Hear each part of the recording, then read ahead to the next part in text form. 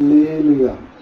ನನ್ನ ಒಡೆಯನು ರಕ್ಷಕನು ವಿಮೋಚಕನ ತಿಳಿದನು ಬರುವುದನ್ನು ಮರಳಿ ನಾನು ದೇಶಕ್ಕಿಸ್ತು ನಾನು ಎಲ್ಲಿ ಕೂಡ ಪ್ರತಿಬಿಡಿಸಿ ಎಂಬುದನ್ನು ತಿಳಿಸ್ತಾ ಇದ್ದೀನಿ. ದೇವರು ನಿಮ್ಮನ್ನು ಆಶೀರ್ವಾದ ಮಾಡಲಿ. ಸಂದರ್ಭ ನಮ್ಮ ಬಲಗನ ಮೇಲೆ ಕೃತಜ್ಞ ವಾಕ್ಯ ಮಾಡೋಣ. ಯೆಹೋವನು ಒಳ್ಳೆಯವನು, ಆತನ ಕೃಪೆಯು ಶಾಶ್ವತವಾಗಿರುವುದು. ಯೆಹೋವನು ಒಳ್ಳೆಯವನು, ಆತನ ಕೃಪೆಯು ಶಾಶ್ವತವಾಗಿರುವುದು. ಯೆಹೋವನು ಒಳ್ಳೆಯವನು, ಆತನ ಕೃಪೆಯು ಶಾಶ್ವತವಾಗಿರುವುದು. Amen, amen, amen. Hallelujah. Praise the Lord. ಈ ಸಮಯದಲ್ಲಿ ನಾವು ಓದು ತಿಂಗಳು ಅನ್ಯೋನ್ಯತೆ ಪ್ರಾರ್ಥನಾ ಕೂಟದಲ್ಲಿ ಸಭೆಯಾಗಿ ನಾವು ಕೂಡಿ ಬಂದಿದ್ವಿ. ಅವತ್ತಿನ ದಿವಸ ಯಾರು ಬಂದಿದ್ರು ಒಂದ್ಸಾರಿ ನೀವು ನಿಮ್ಮ ಕರೆಗಳನ್ನು ಎತ್ತಿ. ಓದು ತಿಂಗಳಲ್ಲಿ ಯಾರು ಅಟೆಂಡ್ ಆಗಿದ್ರಿ? ಓದು ತಿಂಗಳು ಯಾರು ಬಂದಿದ್ರಿ? ಹಲ್ಲೆಲೂಯಾ. ದೇವರು ನಿಮ್ಮನ್ನು ಆಶೀರ್ವಾದ ಮಾಡಲಿ.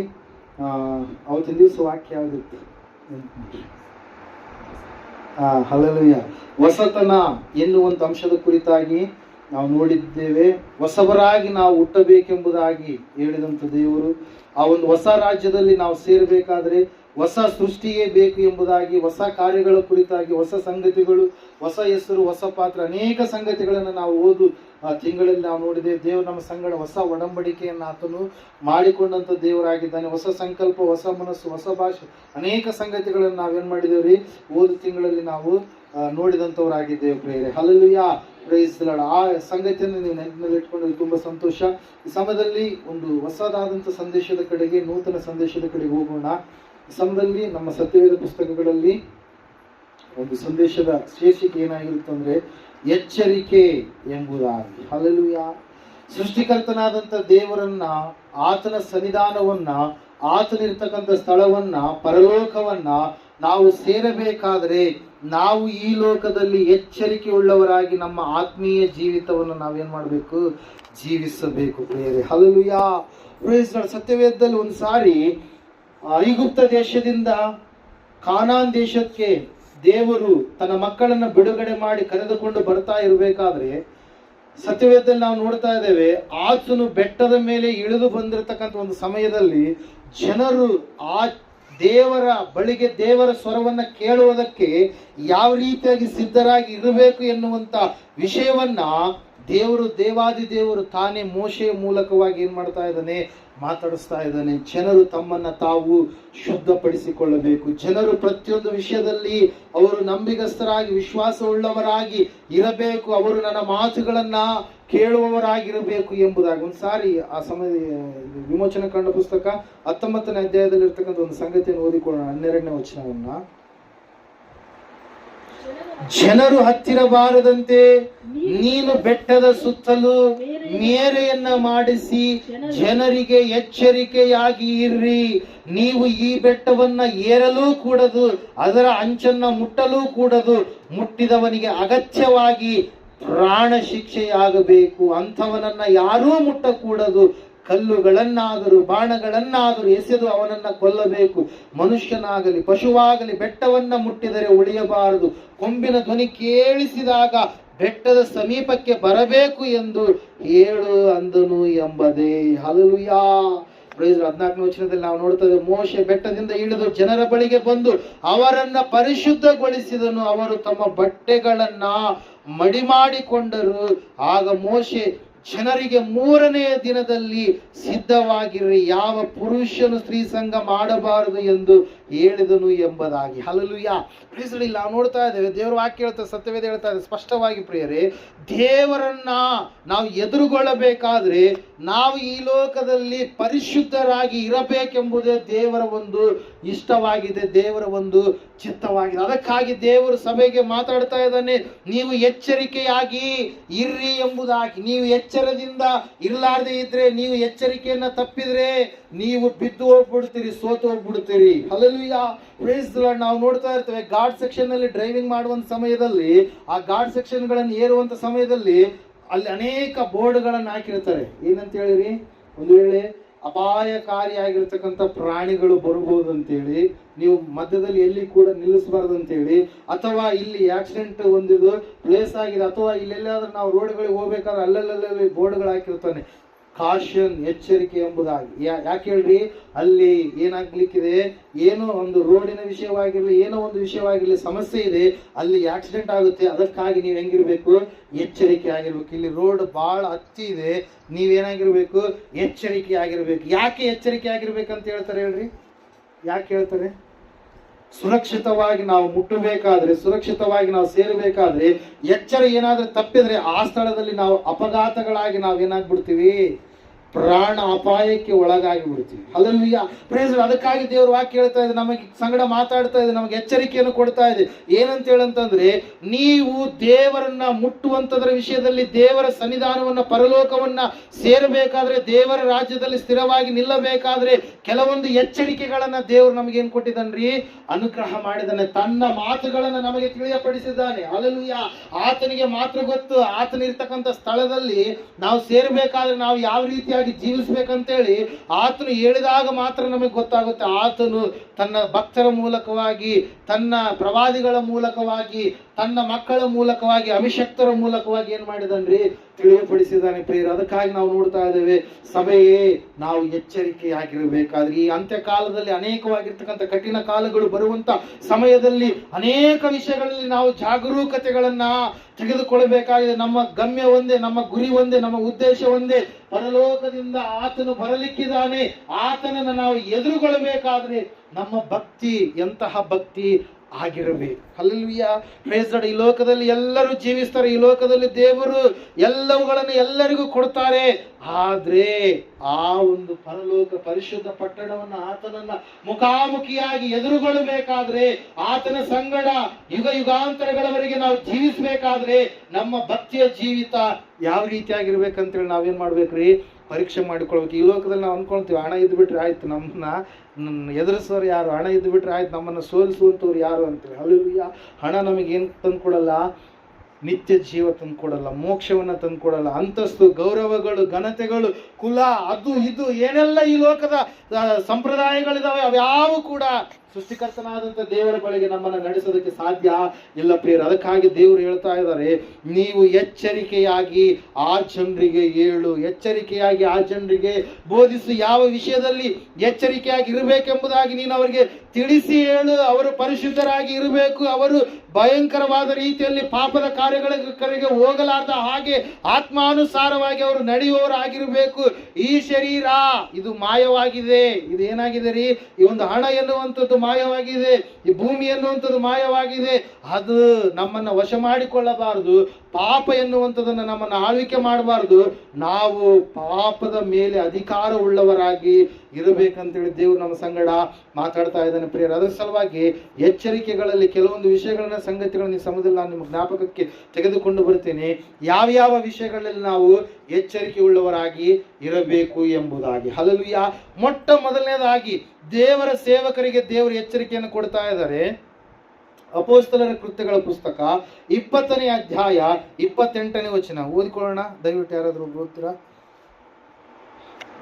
ದೇವರು ಸ್ವರಕ್ತದಿಂದ ಸಂಪಾದಿಸಿಕೊಂಡ ಸಭೆಯನ್ನು ಪರಿಪಾಲಿಸುವುದಕ್ಕಾಗಿ ಪವಿತ್ರಾತ್ಮನು ನಿಮ್ಮನ್ನೇ ಆ ಹಿಂಡಿನಲ್ಲಿ ಅಧ್ಯಕ್ಷರಾಗಿ ಇಟ್ಟಿರುವುದರಿಂದ ನಿಮ್ಮ ವಿಷಯದಲ್ಲಿಯೂ ಎಲ್ಲಾ ಹಿಂಡಿನ ವಿಷಯದಲ್ಲಿಯೂ ಎಚ್ಚರಿಕೆಯಾಗಿ ಇರ್ರಿ. Hallelujah, praise Lord. ಮೊದಲನೇದಾಗಿ ಸಭಾಪಾಲಕರಿಗೆ, ಸಭೆಯನ್ನು ನಡೆಸಿಕೊಂಡು ಹೋಗುವಂತ ಅಧ್ಯಕ್ಷರಿಗೆ ದೇವರು ಎಚ್ಚರಿಕೆಯನ್ನು ಕೊಡ್ತಾ ಇದ್ದಾನೆ. ಆ ಎಚ್ಚರಿಕೆ ಏನಂತಂದ್ರೆ, ಸಭೆಗೆ ಮಾದರಿಯಾಗಿ ನೀವು ಇರಬೇಕು. ದೇವರು ಸ್ವರಕ್ತದಿಂದ ಸಂಪಾದಿಸಿಕೊಂಡಂತ ಸಭೆಯನ್ನ ಪರಿಪಾಲಿಸುವುದಕ್ಕಾಗಿ ಪವಿತ್ರಾತ್ಮನು ನಿಮ್ಮನ್ನೇ ಆ ಹಿಂಡಿನಲ್ಲಿ ಅಧ್ಯಕ್ಷರಾಗಿ ಇಟ್ಟಿರುವುದರಿಂದ, ಹಲ್ಲೆಲೂಯಾ, ಪ್ರೈಸ್ ಲಾರ್ಡ್, ದೇವರು ಸಂಪಾದನೆ ಮಾಡಿಕೊಂಡಿದ್ದಾನಂತೆ. ಯಾರನ್ನ? ನಮ್ಮೆಲ್ಲರನ್ನ. ಸಭೆ ಅಂದ್ರೆ ಯಾರ್ರೀ? ನಾವೆಲ್ಲರೂ. ಹಲ್ಲೆಲೂಯಾ. ನಮ್ಮನ್ನ ದೇವರು ಹೆಂಗ್ ಸಂಪಾದನೆ ಮಾಡಿಕೊಂಡಿದ್ದಾನೆ? ತನ್ನ ಸ್ವಂತ ರಕ್ತ ಕೊಡುವುದರ ಮೂಲಕವಾಗಿ. ಯಾಕೆ ದೇವರು ತನ್ನ ಸ್ವಂತ ರಕ್ತವನ್ನು ನಮಗೆ ಕೊಡಬೇಕಾಯ್ತು ಅಂತಂದ್ರೆ, ಮತ್ತೆ ನಾವು ಆದಿ ಕಾಲದಲ್ಲಿ ಹೋಗ್ಬೇಕಾಗುತ್ತೆ. ಆದಿಯಲ್ಲಿ ದೇವರು ಭೂಮಿ ಆಕಾಶಗಳನ್ನು ಉಂಟು ಮಾಡಿದ, ಸೃಷ್ಟಿಯನ್ನು ಉಂಟು ಮಾಡಿದ, ಕಣ್ಣಿಗೆ ಕಾಣುವಂತೆ ಎಲ್ಲಾ ಜಗತ್ತನ್ನು ಉಂಟು ಮಾಡಿದ ಮೇಲೆ ಅದೆಲ್ಲದರ ಮಧ್ಯದಲ್ಲಿ ದೇವರು ತನ್ನ ಇಷ್ಟಾನುಸಾರವಾಗಿ, ತನ್ನ ಸಂಕಲ್ಪಕ್ಕೆ ಅನುಸಾರವಾಗಿ, ದೇವರ ವಾಕ್ಯದಲ್ಲಿ ನಾವು ನೋಡ್ತಾ ಇದ್ದೇವೆ, ತನ್ನ ಹೋಲಿಕೆಯಲ್ಲಿ ದೇವರು ಯಾರನ್ನು ಉಂಟು ಮಾಡ್ತಾ ಇದ್ದಾನೆ? ನೆಲದ ಮಣ್ಣನ್ನು ತೆಗೆದುಕೊಂಡು ಮನುಷ್ಯರನ್ನ ಉಂಟು ಮಾಡ್ತಾ ಇದ್ದಾನೆ. ಮನುಷ್ಯನಿಗೆ ದೇವರ ಆಜ್ಞೆಯನ್ನ ಕೊಟ್ಟ, ಆಜ್ಞೆಯನ್ನ ಅತಿಕ್ರಮ ಮಾಡಿದಂತ ಮನುಷ್ಯನಿಗೆ, ಆ ಮನುಷ್ಯನಿಗೆ ಬರುವಂತ ಶಿಕ್ಷೆಯನ್ನ ದೇವರು ತಾನೇ ಭರಿಸುವುದಕ್ಕಾಗಿ ಆತನು ನರಮನುಷ್ಯನಾಗಿ ಈ ಲೋಕಕ್ಕೆ ಇಳಿದು ಬಂದು ತನ್ನ ಸ್ವಂತ ರಕ್ತವನ್ನು ಕೊಡುವುದರ ಮೂಲಕವಾಗಿ ಮತ್ತೆ ಹೊಸ ಒಂದು ಜಗತ್ತನ್ನ, ಹಲ್ಲೆಲೂಯಾ, ಏನ್ ಮಾಡ್ಲಿಕ್ಕಿದ್ದಾನೆ ದೇವ್ರಿ? ಹೊಸ ಜಗತ್ತು, ಈ ಭೂಮಿ, ಕಾಣುವಂತ ಆಕಾಶ, ಇದೆಲ್ಲವೂ ಕೂಡ ಏನಾಗುತ್ತೆ ಅಂತ ಹೇಳುತ್ತೆ ವಾಕ್ಯ, ನಾಶವಾಗಿ ಹೋಗುತ್ತೆ. ಏನಾಗುತ್ತೆ? ಇದು ನಾಶವಾಗಿ ಹೋಗುತ್ತೆ. ಯಾಕೆ ದೇವರನ್ನ ನಾವು ಇವತ್ತಿನ ದಿವಸ ನಂಬಬೇಕಾಗಿದೆ ಅಂತಂದ್ರೆ, ಈ ಪಾಪ ತುಂಬಿದಂತ ಈ ಲೋಕ, ಶಾಪ ತುಂಬಿದಂತ ಈ ಲೋಕ, ಭಯಂಕರವಾಗಿರ್ತಕ್ಕಂಥ ಯಾತನೆ ತುಂಬಿದಂತ ಈ ಲೋಕ, ಇದಕ್ಕೆ ಶಿಕ್ಷೆ ಇದೆ. Hallelujah, praise God. ಇದು ಹೊಸದಾಗಿ ಹುಟ್ಟಬೇಕಂತೇಳಿ ಆಲೋಚನೆ ಮಾಡುತ್ತೆ. ಯಾವ್ದ್ರಿ? ಈ ಭೂಮಿ. ಹಲ್ಲೆಲೂಯಾ, ಹೊಸ ಸೃಷ್ಟಿ ಬೇಕು ಎಂಬುದಾಗಿ ದೇವರು ಹೇಳಿದ್ದಾನೆ. ಅದಕ್ಕಾಗಿ ದೇವರು ತನ್ನ ಸ್ವಂತ ರಕ್ತದಿಂದ ಸಂಪಾದನೆ ಮಾಡಿಕೊಂಡ ಸಭೆಯನ್ನ, ಹಲ್ಲೆಲೂಯಾ, ಮೊದಲನೇದಾಗಿ ನೆಲದ ಮಣ್ಣಿನಿಂದ ಮನುಷ್ಯನನ್ನ ಉಂಟು ಮಾಡಿದಂತ ದೇವರು, ಆಮೇಲೆ ಆತನು ಏನ್ ಮಾಡಿದರಿ? ಆಜ್ಞೆಯನ್ನ ತಪ್ಪಿ ನಡೆದಾಗ, ಪಾಪ ಲೋಕಕ್ಕೆ ಪ್ರವೇಶ ಮಾಡಿದಾಗ ತನ್ನ ಪ್ರಾಣವನ್ನ ಏನ್ ಮಾಡಿದಂತೆ ದೇವರು?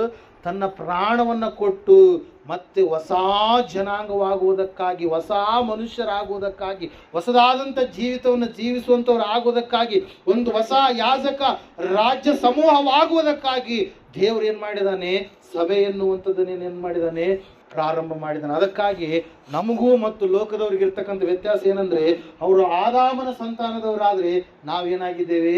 ಕಡೆ ಆದಾಮನಾಗಿರುವಂತ ಯೇಸು ಕ್ರಿಸ್ತನ ಸಂತಾನದವರಾಗಿದ್ದೇವೆ. Hallelujah, praise God. ಅವರು ಪಾಪ ಸ್ವಭಾವಿಗಳಾಗಿದ್ರೆ ನಾವು ಪಾಪದ ಸ್ವಭಾವದಿಂದ ಬೇರ್ಪಟ್ಟಂತವರಾಗಿ, ಯೇಸು ಕ್ರಿಸ್ತನಲ್ಲಿ ಕ್ಷಮಾಪಣೆಯನ್ನು ಹೊಂದಿದವರಾಗಿ ನಾವು ಪರಿಶುದ್ಧ ಜನವಾಗುವುದಕ್ಕಾಗಿ ಕರೆಯಲ್ಪಟ್ಟವರು ಆಗಿದ್ದೇವೆ ಪ್ರಿಯರೇ. ಹಲ್ಲೆಲೂಯಾ.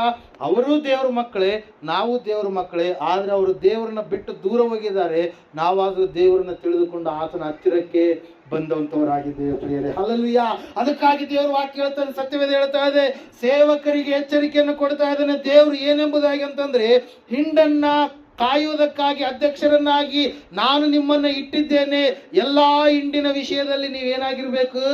ಎಚ್ಚರಿಕೆ ಆಗಿರ್ಬೇಕು. ಮೊದಲನೇ ತಿಮೋಥೆಯನಿಗೆ ಬರೆದ ಪತ್ರಿಕೆಯಲ್ಲಿ 4ನೇ ಅಧ್ಯಾಯದಲ್ಲಿ, ಸಾರಿ ನಾವು ನೋಡೋಣ, ಮೊದಲನೇ ತಿಮೋಥೆ 4ನೇ ಅಧ್ಯಾಯ 16ನೇ ವಚನ ಓದ್ತಿರಿ ಯಾರಾದ್ರು?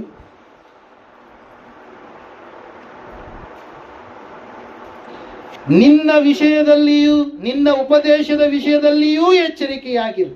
ನೀನು ಈ ಕಾರ್ಯಗಳಲ್ಲಿ ನಿರತನಾಗಿರು. ಹೀಗಿರುವುದರಿಂದ ನಿನ್ನ ಉಪದೇಶ ಕೇಳುವವರನ್ನ ರಕ್ಷಿಸುವಿ. ಸಭಾಪಾಲಕನಿಗೆ ಆಗಿರ್ತಕ್ಕಂಥ ತಿಮೋಥೆಯನಿಗೆ ಪೌಲನ್ ಏನ್ ಮಾಡ್ತಾ ಇದ್ದಾನೆ? ಈ ಸಂಗತಿಗಳನ್ನ ತಿಳಿಸ್ತಾ ಇದ್ದಾನೆ ಪ್ರಿಯರೇ. Hallelujah, praise God. ನಾವು ನೋಡ್ತಾ ಇದ್ದೇವೆ, ಮೊದಲನೇದಾಗಿ ಸೇವಕರಿಗೆ ಎಚ್ಚರಿಕೆಯನ್ನು ದೇವರು ಕೊಡ್ತಾ ಇದ್ದಾರೆ ಪ್ರಿಯರೇ. ಏನಂತ ಹೇಳಂದ್ರೆ, ಯೇಸು ಕ್ರಿಸ್ತನ ಪ್ರತಿಯೊಬ್ಬ ಸೇವಕನು ತಾನು ಹೇಗೆ ಜೀವಿಸುತ್ತಾ ಇದ್ದಾನೆ, ಏನನ್ನ ಕಲಿಸುತ್ತಾ ಇದ್ದಾನೆ ಎಂಬ ವಿಷಯದಲ್ಲಿ ಅತ್ಯಂತ ಎಚ್ಚರಿಕೆ ಉಳ್ಳವನಾಗಿ ಇರಬೇಕು. ನಮ್ಮ ಬೋಧನೆ ಏನಾಗಿದೆ, ನಮ್ಮ ಜೀವಿತದ ವಿಧಾನ ಏನಾಗಿದೆ, ಒಂದು ವೇಳೆ ಅದು ಸರಿಯಾದ ರೀತಿಯಲ್ಲಿ ಇರಲಾರ್ದೆ ಇದ್ದಿದ್ರೆ, ಸಿದ್ಧಾಂತಗಳು ನಾವು ಕಟ್ಟಿಕೊಂಡು ನಾವು ಕಲ್ಪಿಸಿಕೊಂಡಂತ ಸಿದ್ಧಾಂತಗಳಾಗಿದ್ರೆ ಅವುಗಳನ್ನು ನಾವೇನ್ ಮಾಡ್ಬೇಕು ರೀ? ತೆಗೆದುಹಾಕಬೇಕು. ಹಲ್ಲೆಲೂಯಾ. ದೇವರನ್ನ ಮೆಚ್ಚಿಸುವಂತ ವಿಷಯಗಳನ್ನ, ಸಂಗತಿಗಳನ್ನ ನೀನು ತಿಳಿಸುವವನಾಗು. ನೀನು ಈ ಕಾರ್ಯಗಳಲ್ಲಿ ನಿರತನಾಗಿರು.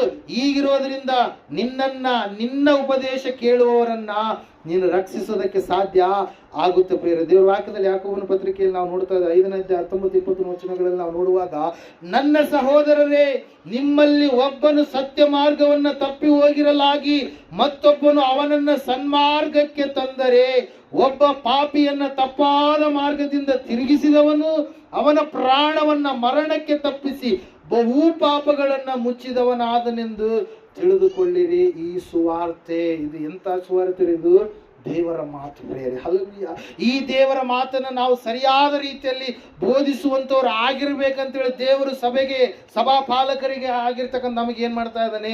ಎಚ್ಚರಿಕೆಯನ್ನು ಕೊಡ್ತಾ ಇದ್ದಾನೆ. ಅದಕ್ಕಾಗಿ ದೇವರ ವಾಕ್ಯದಲ್ಲಿ ನಾವು ನೋಡ್ತಾ ಇದ್ದೇವೆ, ನೀನು ರಕ್ಷಿಸೋದಕ್ಕೆ ಸಮರ್ಥನಾಗಬೇಕಾದ್ರೆ ನಿನ್ನ ಬೋಧನೆ, ನಿನ್ನ ಮಾತುಗಳು, ನಿನ್ನ ಸಿದ್ಧಾಂತಗಳು, ನೀನು ದೇವರು ಹೇಳಿರ್ತಕ್ಕಂಥ ಒಂದು ಬೋಧನೆಗಳ ವಿಷಯದಲ್ಲಿ ನಂಬಿಗಸ್ತನಾಗಿ ಇರಬೇಕು ಎಂಬುದಾಗಿ. ಹಲ್ಲೆಲೂಯಾ. ಅದರ ಸಲುವಾಗಿ ಅಂತ್ಯಕಾಲದಲ್ಲಿ ಭಯಂಕರವಾಗಿರ್ತಕ್ಕಂಥ ದುರ್ಬೋಧಕರು ಬರ್ತಾರೆ ಪ್ರಿಯರೇ. ಹಲ್ಲೆಲೂಯಾ. ದುರ್ಬೋಧಕರು ಬಂದು ಏನ್ ಮಾಡ್ತಾರಂತೆ, ಅನೇಕರನ್ನ ಮೋಸಗೊಳಿಸ್ತಾರೆ ಎಂಬುದಾಗಿ ಸತ್ಯವೇದದಲ್ಲಿ ನಾವು ನೋಡ್ತಾ ಇರ್ತೇವೆ ಪ್ರಿಯರೇ. ದೇವ್ರ ವಾಕ್ಯದಲ್ಲಿ ನಾವು ನೋಡ್ತಾ ಇದ್ದೇವೆ. ಸತ್ಯವೇದ ಹೇಳ್ತಾ ಇದೆ ಸ್ಪಷ್ಟವಾಗಿ ಏನಂತ ಹೇಳಂದ್ರೆ, ಆ ದುರ್ಬೋಧನೆಗಳನ್ನ ನಾವು ಎಷ್ಟು ಮಾತ್ರಕ್ಕೂ ಕೂಡ ಏನ್ ಮಾಡಬಾರ್ದ್ರಿ, ನಂಬಬಾರದು. ದೇವರು ಏನಾಗಿದ್ದಾನೆ, ತ್ರಿಯೇಕ ದೇವರಾಗಿದ್ದಾನೆ. ತಂದೆಯಾದ ದೇವರ ಆತನಾಗಿದ್ದಾನೆ, ಕುಮಾರನಾದ ದೇವರ ಆತನಾಗಿದ್ದಾನೆ, ಪರಿಶುದ್ಧಾತ್ಮ ದೇವರ ಆತನಾಗಿದ್ದಾನೆ. ತನ್ನನ್ನು ತಾನು 3 ವ್ಯಕ್ತಿತ್ವಗಳಲ್ಲಿ ಗುರುತಿಸಿಕೊಂಡಾಗಲೂ ಆತನು ಒಬ್ಬನೇ ದೇವರಾಗಿದ್ದಾನೆ. ಈ ಒಬ್ಬ ದೇವರು ನಮ್ಮನ್ನ ರಕ್ಷಿಸುವುದಕ್ಕಾಗಿ ನರಾವತಾರಿಯಾಗಿ ಈ ಲೋಕಕ್ಕೆ ಆತನು ಹೊರಟು ಬಂದಿದ್ದಾನೆ. ತನ್ನ ಪ್ರಾಣವನ್ನು ನಮಗಾಗಿ ಕೊಟ್ಟಿದ್ದಾನೆ. ಆತನು ಪ್ರಾಣವನ್ನು ಕೊಟ್ಟಾದ ಮೇಲೆ ನೀವು ಈ ರೀತಿಯಾಗಿ ಜೀವಿಸಬೇಕೆಂಬುದಾಗಿ ನಾನು ಹೇಳಿದ ಬೋಧನೆಗಳನ್ನು ನೀವು ಕಾಪಾಡಿಕೊಂಡು ನಡೆಯಬೇಕಂತ ಹೇಳಿ ತನ್ನ ಶಿಷ್ಯರಿಗೆ ಆಜ್ಞೆಯನ್ನು ಕೊಟ್ಟಾದ ಮೇಲೆ ಆತನ ಶಿಷ್ಯರು ಒಂದೇ ಸ್ಥಳದಲ್ಲಿರುವಂತವರು ಚದುರಿ ಇಡೀ ಭೂಮಿಯ ತುಂಬೆಲ್ಲ ಅವರು ತುಂಬಿಕೊಂಡು ಏನ್ ಮಾಡಿದ್ರಿ, ಸುವಾರ್ತೆಯನ್ನ ಸಾರಿದ್ರು ಪ್ರಿಯರೇ. ಆ ಸಮಯದಲ್ಲಿ ಎಲ್ಲಾ ಜನರಿಗೂ ಕೂಡ ಏನಾಯ್ತಂತೆ, ತಿಳಿಸಲ್ಪಡ್ತು ಪ್ರಿಯರೇ. ಹಲ್ಲೆಲೂಯಾ. Praise Lord. ಯಾಕೆ ದೇವರು ಈ ರೀತಿಯಾಗಿ ಹೇಳಿದಾರಂತಂದ್ರೆ, ಆತನು ನಾವು ಯಾರು ಕೂಡ ಆದಾಮನ ಮೂಲಕವಾಗಿ ಬಂದಿರತಕ್ಕಂಥ ಶಾಪದಲ್ಲಿ ಆ ಪಾಪದ ಫಲಿತವನ್ನು ನಾವು ಅನುಭವಿಸಿ ಮರಣದ ಸ್ಥಿತಿಯ ಕಡೆಗೆ ನಾವು ಹೋಗಬಾರ್ದು ಅಂತ ಹೇಳಿ ರೋಮಾಪುರದವರಿಗೆ ಬರೆದ ಪತ್ರಿಕೆಯಲ್ಲಿ ಒಂದು ಮಾತು ಇರುತ್ತೆ. ಈ ಸಮಯದಲ್ಲಿ ನಾವು ಓದಿಕೊಳ್ಳೋಣ. 6ನೇ ಕೊನೆಯ ವಚನ, ರೋಮಾಪುರದವರಿಗೆ ಬರೆದ ಪತ್ರಿಕೆ. ಪಾಪವು ಕೊಡುವ ಸಂಬಳ ಮರಣ, ದೇವರ ಉಚಿತಾರ್ಥವರವು ನಮ್ಮ ಕರ್ತನಾದ ಕ್ರಿಸ್ತ ಯೇಸುವಿನಲ್ಲಿರುವ ನಿತ್ಯ ಜೀವ. ಹಲ್ಲೆಲೂಯಾ. Praise Lord. ಯಾಕೆ ಆತನು ಬಂದಿದ್ದಾನೆ ಈ ಲೋಕಕ್ಕೆ? ಯಾಕೆ ಬಂದಿದ್ದಾನ್ರಿ? ರಕ್ಷಿಸುವುದಕ್ಕಾಗಿ. ಈ ಭೂಮಿ ನಾಶವಾಗುತ್ತೆ, ಆಕಾಶ ನಾಶವಾಗುತ್ತೆ, ಎಲ್ಲ ನಾಶವಾಗುತ್ತೆ. ಆದ್ರೆ ಒಂದು ದಿವಸ ಬರ್ಲಿಕ್ಕಿದೆ. ಆ ದಿವಸದಲ್ಲಿ ದೇವರು ಹೊಸದಾದಂತ ಆಕಾಶವನ್ನ, ಹೊಸದಾದಂತ ಭೂಮಿಯನ್ನ ಉಂಟು ಮಾಡ್ತಾನೆ. ಆವತ್ತಿನ ದಿವಸ ಆತನನ್ನ ನಂಬಿದಂತವ್ರು ಮಾತ್ರ ಆ ಒಂದು ಭೂಮಿಯಲ್ಲಿ ಇರುವಂತವ್ರು ಆಗಿರ್ತಾರೆ ಪ್ರಿಯರೇ. ಅದ್ರ ಸಲುವಾಗಿ ಆ ಮೊದಲಗಿತ್ತಿಯೋಪಾದಿಯಲ್ಲಿ ಸಭೆ ಎನ್ನುವಂಥದ್ದು ಎಲ್ಲಿಂದ ಬರುತ್ತಂತ್ರಿ? ಆಕಾಶದಿಂದ, ಪರಲೋಕದಿಂದ ಇಳಿದು ಬರುವಂಥದ್ದನ್ನು ನಾನು ಕಂಡೆನೆಂಬುದಾಗಿ ಪ್ರಕಟಣೆ ಪುಸ್ತಕದಲ್ಲಿ ಯೋಹಾನನ್ ಏನ್ ಮಾಡ್ತಾನ್ರಿ, ಬರೀತಾನೆ ಪ್ರಿಯರೇ. ಅದಕ್ಕಾಗಿ ನಾವು ನೋಡ್ತಾ ಇದ್ದೇವೆ, ದೇವ್ರ ವಾಕ್ಯ ಹೇಳ್ತಾರೆ, ಸತ್ಯವೇದ ಹೇಳ್ತಾ ಇದೆ, ದುರ್ಬೋಧಕರು ಬರ್ಲಿಕ್ಕಿದ್ದಾರೆ. ಅವರು ತತ್ವಜ್ಞಾನಗಳನ್ನ ಬೋಧಿಸ್ತಾರೆ. ತತ್ವವೇ ಮುಖ್ಯ ಎಂಬುದಾಗಿ ಕೆಲವೊಂದು ಸಂಪ್ರದಾಯಗಳನ್ನ ಹಿಡಿದುಕೊಂಡಂತವರಾಗಿ ದೇವರಿಂದ ನಮ್ಮನ್ನ ಅಗಲಿಸ್ತಾರೆ. ದೇವರು ಮೊದಲು ಯಾವುದನ್ನ ಹೇಳಿದಾನೋ ಅದನ್ನ ಬಿಟ್ಟು ದೇವರಲ್ಲದ ಕಡೆಗೆ ನಮ್ಮನ್ನ ಏನ್ ಮಾಡ್ತಾರೆ, ಅವರು ನಡೆಸ್ತಾರೆ. ಯೇಸು ಕ್ರಿಸ್ತನನ್ನ ಅವರು ದೇವರೇ ಅಲ್ಲ ಎಂಬುದಾಗಿ ಏನ್ ಮಾಡ್ತಾರ್ರಿ, ಬೋಧಿಸ್ತಾರೆ ಪ್ರಿಯರೇ. ಹಲ್ಲೆಲೂಯಾ. ಮತ್ತಾಯ ಸುವಾರ್ತೆ 7ನೇ ಅಧ್ಯಾಯದಲ್ಲಿ 15ನೇ ವಚನದಲ್ಲಿ ಈ ರೀತಿಯಾಗಿ ನಾವು ನೋಡ್ತಾ ಇದ್ದೇವೆ. ಸತ್ಯವೇದ ಹೇಳ್ತಾ ಇದೆ, ಯೇಸು ಸ್ವಾಮಿ ಹೇಳಿದಂತ ಮಾತು, ಸುಳ್ಳು ಪ್ರವಾದಿಗಳ ವಿಷಯದಲ್ಲಿ ಎಚ್ಚರವಾಗಿರ್ರಿ. ಅವರು ಕುರಿ ವೇಷ ಹಾಕಿಕೊಂಡು ನಿಮ್ಮ ಬಳಿಗೆ ಬರುತ್ತಾರೆ, ಆದರೆ ಒಳಗೆ ನೋಡಿದರೆ ಅವರು ಹಿಡುಕೊಂಡು ಹೋಗುವ ತೋಳಗಳೇ ಎಂಬುದಾಗಿ. ಇವತ್ತಿನ ದಿವಸ ಸಭೆಯೇ ಎಚ್ಚರಿಕೆಯಾಗಿ ಇರಬೇಕು. ನೀನು ಹೋಗುವಂತ ಸಭೆ ಯಾವ ರೀತಿಯಾಗಿದೆ, ಸಭಾ ಪಾಲಕನು ಯಾವ ರೀತಿಯಾಗಿದೆ, ಆತನು ಬೋಧಿಸುವಂತ ಅಂಶಗಳು ಏನಾಗಿದ್ದಾವೆ, ನೀನು ಅದನ್ನ ತಿಳಿದುಕೊಳ್ಳಬೇಕು. ದೇವರ ವಾಕ್ಯ ಹೇಳ್ತಾ, ಸತ್ಯವೇದ ಹೇಳ್ತಾ ಇದೆ, ಸತ್ಯವೇದದಲ್ಲಿ ಇರ್ತಕ್ಕಂಥ ಅಂಶಗಳನ್ನ ಬಿಟ್ಟು ದೇವರಿಂದ ನಮ್ಮನ್ನು ದೂರ ಮಾಡುವ ಯಾವುದಾದ್ರೂ ಅಂಶಗಳ ಕಡೆಗೆ ನಮ್ಮನ್ನ ನಡೆಸಿಕೊಂಡು ಹೋದ್ರೆ ಖಂಡಿತವಾಗಿ ಕೂಡ ಅದೇನಾಗಿದೆ, ದೇವರಿಗೆ ವಿರುದ್ಧವಾದಂತ ಬೋಧನೆಯಾಗಿದೆ ಪ್ರಿಯರೇ. ಅದಕ್ಕಾಗಿ ದೇವರ ವಾಕ್ಯ ಹೇಳ್ತಾರೆ, ಸತ್ಯವೇದ ಹೇಳ್ತಾರೆ ಸ್ಪಷ್ಟವಾಗಿ ಪ್ರಿಯರೇ, ಏನಂತ ಹೇಳಂತಂದ್ರೆ, ಸುಳ್ಳು ಪ್ರವಾದಿಗಳ ವಿಷಯದಲ್ಲಿ ನೀವೇನಾಗಿರ್ಬೇಕು, ಎಚ್ಚರಿಕೆಯಾಗಿರಬೇಕು. ಹಲ್ಲೆಲೂಯಾ. ಸಭೆಯ ಪಾಲಕ ಅವರು ಪಟ್ಟಿರ್ತಕ್ಕಂಥ ಶ್ರಮೆ ನೀವು ನೋಡಿದಂಥವರಾಗಿದ್ದೀರಿ. ಅವರು ಯಾವ ರೀತಿಯಾಗಿ ಒಂದು ಆತ್ಮವನ್ನು ಸಂಪಾದನೆ ಮಾಡುವುದಕ್ಕಾಗಿ ಏನೆಲ್ಲ ಪ್ರಯಾಸ ಪಟ್ಟರು ಅದನ್ನು ನೀವು ಗಮನಿಸಿದಂಥವರಾಗಿದ್ದೀರಿ, ನೋಡಿದಂಥವರಾಗಿದ್ದೀರಿ. ಅವರು ಮಾಡಿದಂಥ ಪ್ರಾರ್ಥನೆ ಏನಾಗಿದೆ ಎಂಬುದಾಗಿ ನೀವು ತಿಳಿದಂಥವರಾಗಿದ್ದೀರಿ. ಅದಕ್ಕಾಗಿ ಅವರನ್ನು ನೀವು ಗುರುತಿಸಬೇಕು. ಇವತ್ತಿನ ದಿವಸದಲ್ಲಿ ತಾಯಿ ಆರಾಧನೆ ಎನ್ನುವಂಥದ್ದು ಹೆಚ್ಚಾಗಿದೆ ಪ್ರಿಯರೇ. ದೇವರಿಗೆ ಕೊಡುವಂಥ ಸ್ಥಾನವನ್ನು ಏನ್ ಮಾಡ್ತಾ ಇದ್ದಾರೆ, ಇಲ್ಲ ರೀ, ಯೇಸು ಸ್ವಾಮಿಗೆ ಜನ್ಮವನ್ನು ಕೊಟ್ಟಿದ್ದಾಳೆ, ಆಕೆ ದೊಡ್ಡ ಆಕೆ ಇರಬೇಕೆಂಬುದಾಗಿ ಆಕೆಯನ್ನು ಏನ್ ಮಾಡ್ತಾ ಇದ್ದಾರೆ, ದೇವರು ಎಂಬುದಾಗಿ, ದೇವತೆ ಎಂಬುದಾಗಿ ಏನ್ ಮಾಡ್ತಾ ಇದ್ದಾರೆ, ನೆನೆಸ್ತಾ ಇದ್ದಾರೆ ಪ್ರಿಯರೇ. ಅದು ಕೂಡ ಏನಾಗಿದೆ, ಸುಳ್ಳು ಬೋಧನೆಯಾಗಿದೆ ಪ್ರಿಯರೇ. ಹಲ್ಲೆಲೂಯಾ. ಪ್ರಿಯರೇ, ಅದಕ್ಕಾಗಿ ಪ್ರಿಯರೇ, ಅನೇಕ ಸುಳ್ಳು ಬೋಧನೆಗಳು ಈ ಲೋಕದಲ್ಲಿ ಬಂದಿದ್ದಾವೆ. ಆ ಎಲ್ಲಾ ಸುಳ್ಳು ಬೋಧನೆಗಳು, ಕೆಲವು ಜನರು ನಾನು ಕ್ರಿಸ್ತನೆಂಬುದಾಗಿ, ನಾನು ಕ್ರಿಸ್ತನಾಗಿ ಪುನಃ ಹುಟ್ಟಿ ಬಂದಿದ್ದೇನೆ ಎಂಬುದಾಗಿ ಅನೇಕ ಜನರು ಏನ್ ಮಾಡಿದ್ರು ಇವತ್ತಿನ ದಿವಸ ಹೊರಗಡೆ ಬಂದಿದ್ದಾರೆ ಪ್ರೇರೆ, ಅವರ ವಿಷಯದಲ್ಲಿ ಕೂಡ ಯೆಹೋವನ ಸಾಕ್ಷಿಗಳಂತೇಳಿ ಬಂದಿದ್ದಾರೆ. ತಂದೆಯಾದ ದೇವರೇ ದೇವರು, ಕುಮಾರನು ದೇವರಲ್ಲ, ಪರಿಶುದ್ಧಾತ್ಮನು ದೇವರಲ್ಲ ಎಂಬುದಾಗಿ ಬೋಧಿಸ್ತಾರೆ ಪ್ರೇರೆ. ಇನ್ನು ಕೆಲವರು ದೇವರು ಮಾಡುವಂತ ಅದ್ಭುತ ಕಾರ್ಯಗಳನ್ನ, ದೇವರು ಕೊಟ್ಟಿರ್ತಕ್ಕಂಥ ವರಗಳನ್ನ, ದೇವರು ಕೊಟ್ಟಿರ್ತಕ್ಕಂಥ ಫಲಗಳನ್ನ ಅವರು ಈನೈಸುವಂತವರು ಆಗಿರ್ತಾರೆ. ಅಂತವರ ವಿಷಯದಲ್ಲಿಯೂ ಕೂಡ ನೀವೇನಾಗಿರ್ಬೇಕು, ಜಾಗರೂಕತೆಯಿಂದ ಇರಬೇಕೆಂಬುದಾಗಿ ಮೊದಲನೇದಾಗಿ ನಾವು ಇಲ್ಲಿ ನೋಡ್ತಾ ಇದ್ದೇವೆ. ಮೊಟ್ಟ ಮೊದಲನೇದಾಗಿ ನೀನು ಹೋಗುವಂತ ಸಭೆಯ ಸೇವಕನು ಯಾವ ರೀತಿಯಾಗಿದ್ದಾನೆ, ಸೇವಕನೇ ನೀನು ಕೂಡ ಯಾವ ರೀತಿಯಾಗಿರ್ಬೇಕು, ಈ ಒಂದು ಸಂಗತಿಗಳನ್ನ ತಿಳಿದುಕೊಂಡವನಾಗಿ ನೀನು ಅವುಗಳ ವಿಷಯದಲ್ಲಿ ಸಂಪೂರ್ಣವಾಗಿ ಎಚ್ಚರಿಕೆಯಾಗಿದ್ದು, ನಿನ್ನ ಉಪದೇಶ ಯಾವುದಾಗಿದೆಯೋ ಆ ಉಪದೇಶದ ಮೇರೆಯನ್ನ, ಎಲ್ಲೆಯನ್ನ ದಾಟಿನ ಹೊರಗಡೆ ಹೋಗಬಾರ್ದು. ನಾವು ಯೇಸುವನ್ನೇ ತೋರಿಸ್ಬೇಕು ಹೊರತಾಗಿ ಆತನನ್ನ ಬಿಟ್ಟು ಬೇರೆ ಯಾವ ಸಂಗತಿಗಳನ್ನ ತೋರಿಸಬಾರದು. ಸಂಪ್ರದಾಯ ಪದ್ಧತಿಗಳು ಅವುಗಳು. ಇವತ್ತು ಬೆಳಗ್ಗೆ ಒಬ್ರು ಫೋನ್ ಮಾಡಿದ್ರಿ, ಏನಂತ ಹೇಳಂತಂದ್ರೆ ಗ್ರಹಣ ಇಡೋದ್ರಿ ಅಂತೇಳಿ ಅಲ್ಲೆಲ್ಲ ಅವ್ರು ಮಾಡೋರಲ್ಲ, ಆದ್ರೆ ಅಕ್ಕಪಕ್ಕದಲ್ಲಿ ಟೆನ್ಷನ್ಗಳು ಕ್ರಿಯೇಟ್ ಮಾಡುವಂತ ಜಗ್ಗಿ ಇರ್ತಾರೆ.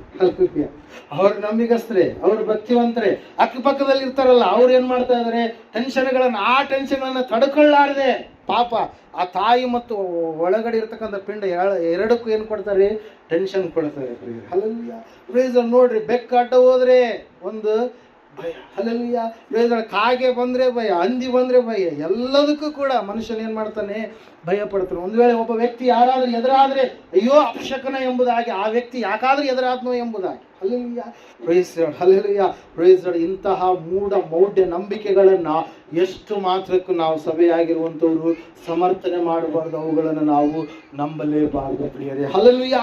ದೇವರ ವಾಕ್ಯ ಹೇಳ್ತಾ ಇದೆ, ಸತ್ಯವೇದ ಹೇಳ್ತಾ ಇದೆ, ಈ ಅಂತ್ಯಕಾಲದಲ್ಲಿ ಕಠಿಣ ಕಾಲಗಳು ಬರುವಂತವುಗಳು ಆಗಿದ್ದಾವೆ. ಆ ಸಮಯದಲ್ಲಿ ಜನರು ತಮಗೆ ಇಷ್ಟವಾಗಿರ್ತಕ್ಕಂಥ ಬೋಧಕರನ್ನ ನೇಮಕ ಮಾಡಿಕೊಳ್ತಾರೆ. ತಮ್ಮನ್ನ ಯಾರು ಹೊಗಳ್ತಾರೋ, ತಮ್ಮನ್ನ ಯಾರು ಚೆನ್ನಾಗಿ ವರ್ಣನೆ ಮಾಡ್ತಾರೋ ಅಂತವರೇ ನಮಗೆ ಬೋಧಕರಾಗಿ ಇರ್ಬೇಕಂತೇಳಿ ಅವ್ರು ಏನ್ ಮಾಡ್ತಾರಂತೆ, ಇಷ್ಟಪಡುವಂತವರಾಗಿರ್ತಾರೆ ಪ್ರಿಯ. ಅದ್ರ ಸಲುವಾಗಿ ಮೊದಲನೇದಾಗಿ ದೇವ್ರ ವಾಕ್ಯ ಸ್ಪಷ್ಟವಾಗಿ ಹೇಳ್ತಾ ಇದೆ, ಸೇವಕರೇ ಇವತ್ತಿನ ದಿವಸ ನಮ್ಮ ಸೇವೆಯ ವಿಧಾನ ಏನಾಗಿದೆ, ನಾವು ಮಾಡುವಂತ ಆ ಒಂದು ವಾಕ್ಯದ ಸ್ಥಿತಿ ಏನಾಗಿದೆ, ಎಲ್ಲೇ ಏನಾಗಿದೆ, ಮೇರೆಯನ್ನ ದಾಟಿ ಒಂದು ವೇಳೆ ನಾವು ಬೋಧಿಸುವಂತವ್ರು ಆಗಿದ್ರೆ ಖಂಡಿತವಾಗಿ ಕೂಡ ದೇವರಿಗೆ ನಾವು ಲೆಕ್ಕ ಒಪ್ಪಿಸಬೇಕಾಗುತ್ತೆ. ಅದನ್ನು ನಾವು ಸಂಪೂರ್ಣವಾಗಿ ಏನ್ ಮಾಡಬಾರ್ದ್ರಿ, ಕಡೆಗಣಿಸಬಾರ್ದು. ಅದಕ್ಕಾಗಿ ಸಭೆಯಾಗಿರ್ತಕ್ಕಂಥ ನಮಗೆ ದೇವರು ಹೇಳ್ತಾ ಇದ್ದಾನೆ, ಒಂದು ವೇಳೆ ಅಂತಹ ತತ್ವಜ್ಞಾನ ಎಂಬುದಾಗಿ ಹೇಳಿ ಕರೆಯಿಸಿಕೊಳ್ಳುವಂತವ್ರು ನಿಮ್ಮ ಬಳಿಗೆ ಬಂದ್ರೆ ನೀವು ಅವರನ್ನ ಸೇರಿಸಿಕೊಳ್ಳಲೇ ಬೇಡ್ರಿ ಎಂಬುದಾಗಿ ಇವತ್ತಿನ ದಿವಸದಲ್ಲಿ ನಾವು ನೋಡ್ತಾ ಇದ್ದೇವೆ. ಯೇಸು ಸ್ವಾಮಿನ ದೇವರು ಅಲ್ಲ ಎಂಬುದಾಗಿ ಅನೇಕರು ಏನ್ ಮಾಡ್ತಾ ಇದ್ದಾರೆ, ಅಲ್ಲಗಳಿತಾ ಇದ್ದಾರೆ. ಆತನೊಬ್ಬ ದೇವದೂತ ಎಂಬುದಾಗಿ ಬೋಧಿಸ್ತಾರೆ ಪ್ರೇರ, ಆತನೊಬ್ಬ ಒಳ್ಳೆ ಮನುಷ್ಯನೆಂಬುದಾಗಿ ಬೋಧಿಸ್ತಾರೆ ಪ್ರೇರ. ಅಂತವರ ಸಮೀಪಕ್ಕೆ ಅಂತವರ ಮಾತುಗಳನ್ನು ಕೂಡ ನೀವೇನ್ ಮಾಡಬಾರ್ದಂತೆ, ಕೇಳಬಾರ್ದು ಎಂಬುದಾಗಿ ಸತ್ಯವೇದ ಸ್ಪಷ್ಟವಾಗಿ ನಮಗೆ ಗ್ರಂಥಸ್ಥಪಡಿಸ್ತಾ ಇದೆ, ಲೇಖನ ಪಡಿಸ್ತಾ ಇದೆ. ಅದರ ಸಲುವಾಗಿ ಪ್ರೇರೆ ದೇವ್ರ ವಾಕ್ಯದಲ್ಲಿ ನಾವು ನೋಡ್ತಾ ಇದ್ದೇವೆ, ಸತ್ಯವೇದ ಹೇಳ್ತಾ ಇದೆ, ಇವತ್ತಿನ ದಿವಸದಲ್ಲಿ ಸೇವಕರಿಗೆ ಮೊದಲನೇದಾಗಿ ದೇವರು ಏನ್ ಮಾಡ್ತಾ ಇದ್ದಾನೆ, ಎಚ್ಚರಿಕೆಯನ್ನ ಕೊಡ್ತಾ ಇದ್ದಾನೆ ಪ್ರೇರೆ. ಓದ್ರಿ ಒಂದ್ಸರಿ ತೀತನಿಗೆ ಬರೆದ ಪತ್ರಿಕೆ 1ನೇ ಅಧ್ಯಾಯ 10ನೇ ವಚನದಿಂದ ಓದ್ರಿ. ಅನೇಕರು ಬರೀ ಮಾತಿನವರಾಗಿಯೂ ಮೋಸಗಾರರಾಗಿಯೂ ಇದ್ದು ಅಧಿಕಾರಕ್ಕೆ ಒಳಗಾಗದವರಾಗಿದ್ದಾರೆ. ಅಂದ್ರೆ ದೇವರ ಅಧಿಕಾರ ಏನಾಗಿದೆಯೋ ಅದಕ್ಕೆ ಒಳಗಾಗದೆ ಬರೀ ಮಾತಿನವರಾಗಿ ಮೋಸ ಮಾಡುವಂತವರಾಗಿ ಇದ್ದು ಅವರೊಳಗೆ ಹೆಚ್ಚು ಜನರು, ಇಲ್ಲಿ ಹೇಳ್ತಾ ಇದ್ದಾನೆ ಪೌಲನು ತೀತನಿಗೆ, ಹೆಚ್ಚು ಜನರು ಸುನ್ನತಿಯವರು ಅವರು ನೀಚ ಲಾಭವನ್ನ ಹೊಂದುವುದಕ್ಕಾಗಿ ಮಾಡಬಾರದ ಉಪದೇಶವನ್ನ ಮಾಡಿ ಕುಟುಂಬಗಳನ್ನೇ ಹಾಳು ಮಾಡುತ್ತಾರಾದುದರಿಂದ ಅವರ ಬಾಯಿ ಮುಚ್ಚಿಸಬೇಕಾಗಿದೆ. ಹಲ್ಲೆಲೂಯಾ. ಮತ್ತೆ ಹೇಳ್ತಾ ಇದೆ ವಾಕ್ಯ ಏನಂತ ಹೇಳಿ, ಕ್ರೇತದವರು ಯಾವಾಗಲೂ ಸುಳ್ಳುಗಾರರು, ದುಷ್ಟ ಮೃಗಗಳು, ಸೋಮಾರಿಗಳಾದ ಹೊಟ್ಟೆ ಬಾಕರು ಆಗಿದ್ದಾರೆಂದು ಅವರಲ್ಲಿಯೇ ಹುಟ್ಟಿದ ಒಬ್ಬ ಪ್ರವಾದಿಯು ಹೇಳಿದನು. ಈ ಸಾಕ್ಷಿಯು ನಿಜವೇ. ಆದ ಕಾರಣ ಅವರು ಯಹೂದ್ಯರ ಕಲ್ಪನಾ ಕಥೆಗಳಿಗೂ ಸತ್ಯಭ್ರಷ್ಟರಾದ ಮನುಷ್ಯರ ವಿಧಿಗಳಿಗೂ ಲಕ್ಷ್ಯ ಕೊಡದೆ ಕ್ರಿಸ್ತ ನಂಬಿಕೆಯಲ್ಲಿ ಸ್ವಸ್ಥಚಿತ್ತರಾಗಿರುವಂತೆ ಅವರನ್ನ ಕಠಿಣವಾಗಿ ಖಂಡಿಸು ಎಂಬುದಾಗಿ. ಕೆಲವರು ಕತೆ ಕೇಳೋದಂದ್ರೆ ಬಹಳ ಇಷ್ಟ. ಇವತ್ತಿನ ದಿವಸ ಕತೆ ಹೇಳುವಂತ ಬೋಧಕರು ಏನಾಗಿದ್ದಾರೆ, ಹೆಚ್ಚು ಜನರು ಬರ್ತಾ ಇದ್ದಾರೆ. ಆ ಜನರ ಆ ಕಥೆಗಳನ್ನು ಕೇಳೋದಕ್ಕಾಗಿ ಜನರು ಏನ್ ಮಾಡ್ತಾರೆ, ಅಲ್ಲಿಗೆ ಹೋಗ್ತಾರೆ ಪ್ರೇರೆ. ಕಥೆಗಳೆಲ್ಲ ಬೇಕಾಗಿರೋದು, ಕಲ್ಪನಾ ಕಥೆಗಳನ್ನ ಹೇಳಿ ನಿಮ್ಮನ್ನ ಮರಳುಗೊಳಿಸುವಂತವ್ರು ಬರ್ತಾರೆ. ಅವರುಗಳ ವಿಷಯದಲ್ಲಿ ಕೂಡ ನೀವು ಎಚ್ಚರಿಕೆಯಾಗಿ ಇರಬೇಕಂತೇಳಿ ದೇವ್ರ ವಾಕ್ಯ ಸ್ಪಷ್ಟವಾಗಿ ನಮಗೆ ಲೇಖನೆ ಪಡಿಸ್ತಾ ಇದೆ ಪ್ರೇರೆ. ಮೊದಲನೇದಾಗಿ ನಾವು ನೋಡ್ತಾ ಇದ್ದೇವೆ, ಈ ಒಂದು ಸಂಗತಿ ಸುಳ್ಳು ಪ್ರವಾದಿಗಳು, ಸುಳ್ಳು ಬೋಧಕರು ಬರ್ತಾರೆ. ಅವರ ವಿಷಯದಲ್ಲಿ ನೀವು ಎಚ್ಚರಿಕೆಯಾಗಿ ಇರಬೇಕು. ಸಮಯವೇ ಅಂತ್ಯಕಾಲ ಇದು. ಈ ಅಂತ್ಯಕಾಲದಲ್ಲಿ, ಕಠಿಣ ಕಾಲಗಳು ಬರುವಂತ ಸಮಯದಲ್ಲಿ ನೀನು ಮಾಡುವಂತಹ ಬೋಧನೆ ದೇವರ ಒಂದು ಮಾರ್ಗದಿಂದ, ದೇವರ ಎಲ್ಲೆಯಿಂದ, ದೇವರ ಉಪದೇಶದಿಂದ ಒಂದು ವೇಳೆ ಹೊರತಾಗಿ ಬೇರೆ ಕಡೆ ಏನಾದ್ರೂ ಇದ್ರೆ, ಅಂತಹ ಸಂಗತಿಗಳು ಏನಾದ್ರೂ ಇದ್ರೆ ಅವುಗಳ ವಿಷಯದಲ್ಲಿ ನಾವು ಎಚ್ಚರಿಕೆಯಾಗಿದ್ದು ದೇವರ ಮಾತುಗಳನ್ನೇ ನಾವು ನಂಬುವವರಾಗಿ ಇರಬೇಕು ಪ್ರೇರೆ. Hallelujah, praise Lord. ಮೊದಲನೇದಾಗಿ ನಾವು ನೋಡ್ತಾ ಇದ್ದೇವೆ, ಯಾವ ವಿಷಯದಲ್ಲಿ ನಾವು ಎಚ್ಚರಿಕೆಯಾಗಿರ್ಬೇಕ್ರಿ? ದೇವರ ಸೇವಕರು ಹೇಳುವಂತಹ ಬೋಧನೆಯ ವಿಷಯದಲ್ಲಿ. ಅದಕ್ಕಾಗಿ ಪೌಲನು ಹೇಳಿದ ಏನಂತೇಳಿ, ಮೊದಲನೇ ತಿಮೋಥೆ 4:16 ಏನು ಹೇಳ್ತಾ ಇದ್ದಾನೆ? ನಿನ್ನ ವಿಷಯ, ಮೊದಲನೇದಾಗಿ ನಿನ್ನ ಉಪದೇಶದ ವಿಷಯದಲ್ಲಿ ನೀನು ಏನಾಗಿರ್ಬೇಕು? ಎಚ್ಚರಿಕೆಯಾಗಿರಬೇಕು. ನೀನು ಈ ಕಾರ್ಯಗಳಲ್ಲಿ ನಿರತನಾಗಿರು. ಹೀಗಿರುವುದರಿಂದ ನಿನ್ನ ಉಪದೇಶ ಕೇಳುವವರನ್ನ ರಕ್ಷಿಸುವಿ ಎಂಬುದಾಗಿ. ಸುಳ್ಳು ಬೋಧಕರು ಬರ್ತಾರೆ, ಅವರ ವಿಷಯದಲ್ಲಿ ನೀವೇನಾಗಿರ್ಬೇಕು? ಎಚ್ಚರಿಕೆ ಆಗಿರ್ಬೇಕು. ದೇವರ ಸ್ಥಾನವನ್ನ ದೇವರಲ್ಲದ ಕಡೆಗೆ ಅವ್ರು ಏನ್ ಮಾಡ್ತಾರೆ? ತಿರುಗಿಸ್ತಾರೆ. ಯೇಸು ಸ್ವಾಮಿ ಮಾತ್ರ ದೇವರು, ತಂದೆಯಾದ ದೇವರು ದೇವರಲ್ಲ, ಕುಮಾರನಾದ ದೇವರು, ಪರಿಶುದ್ಧಾತ್ಮ ದೇವರು ದೇವರಲ್ಲ ಎಂಬುದಾಗಿ ಅವ್ರು ಏನ್ ಮಾಡ್ತಾರೆ? ಬೋಧಿಸ್ತಾರೆ ಪ್ರಿಯರೇ. ಯೇಸುವಿನ ನಾಮದಲ್ಲಿಯೇ, ಆ ಒಂದು ಇಬ್ರಿಯ ಭಾಷೆಯಲ್ಲಿ ಇರ್ತಕ್ಕಂಥ ಆ ಒಂದು ನಾಮದಲ್ಲಿಯೇ ನಾವೇನ್ ಮಾಡ್ಬೇಕು? ಆ ನಾಮ ಹೇಳಿದ್ರೆ ಮಾತ್ರ ನಮಗೆ ರಕ್ಷಣೆ. ಒಂದು ಜಾಂಡದ ಕೆಳಗಡೆ ದೀಕ್ಷಾ ಸ್ನಾನ ತೆಗೆದುಕೊಂಡ್ರೆ ಮಾತ್ರ ನಮಗೆ ರಕ್ಷಣೆ ಎಂಬುದಾಗಿ ಅನೇಕ ಸಿದ್ಧಾಂತಗಳನ್ನು ಅವರು ತೆಗೆದುಕೊಂಡು ಬರ್ತಾರೆ. ಅವುಗಳ ವಿಷಯದಲ್ಲಿ ನೀವೇನಾಗಿರ್ಬೇಕಂತ ಹೇಳ್ತಾ ವಾಕ್ಯ ಎಚ್ಚರಿಕೆ ಆಗಿರ್ಬೇಕು. ಎರಡನೇದಾಗಿ ಸಮಯದಲ್ಲಿ ನಾವು ನೋಡೋಣ ಯಾವ ವಿಷಯದಲ್ಲಿ ನಾವು ಎಚ್ಚರಿಕೆ ಆಗಿರ್ಬೇಕಂತೇಳಿ. ಲೂಕನು ಬರೆದ ಸುವಾರ್ತೆ 12ನೇ ಅಧ್ಯಾಯ 15ನೇ ವಚನ. ಲೂಕನು ಬರೆದ ಸುವಾರ್ತೆ 12ನೇ ಅಧ್ಯಾಯ 15ನೇ ವಚನ. ಎಲ್ಲಾ ಲೋಭಕ್ಕೂ, ಏನ್ ಹೇಳ್ತಾ ಇದ್ದ ವಾಕ್ಯ? ಎಲ್ಲಾ ಲೋಭಕ್ಕೂ ನಾವೇನಾಗಿರ್ಬೇಕಂತೆ? ಎಚ್ಚರಿಕೆಯಾಗಿರ್ಬೇಕು. ಓದ್ತಿರ ಒಂದ್ಸರಿ ವಚನ.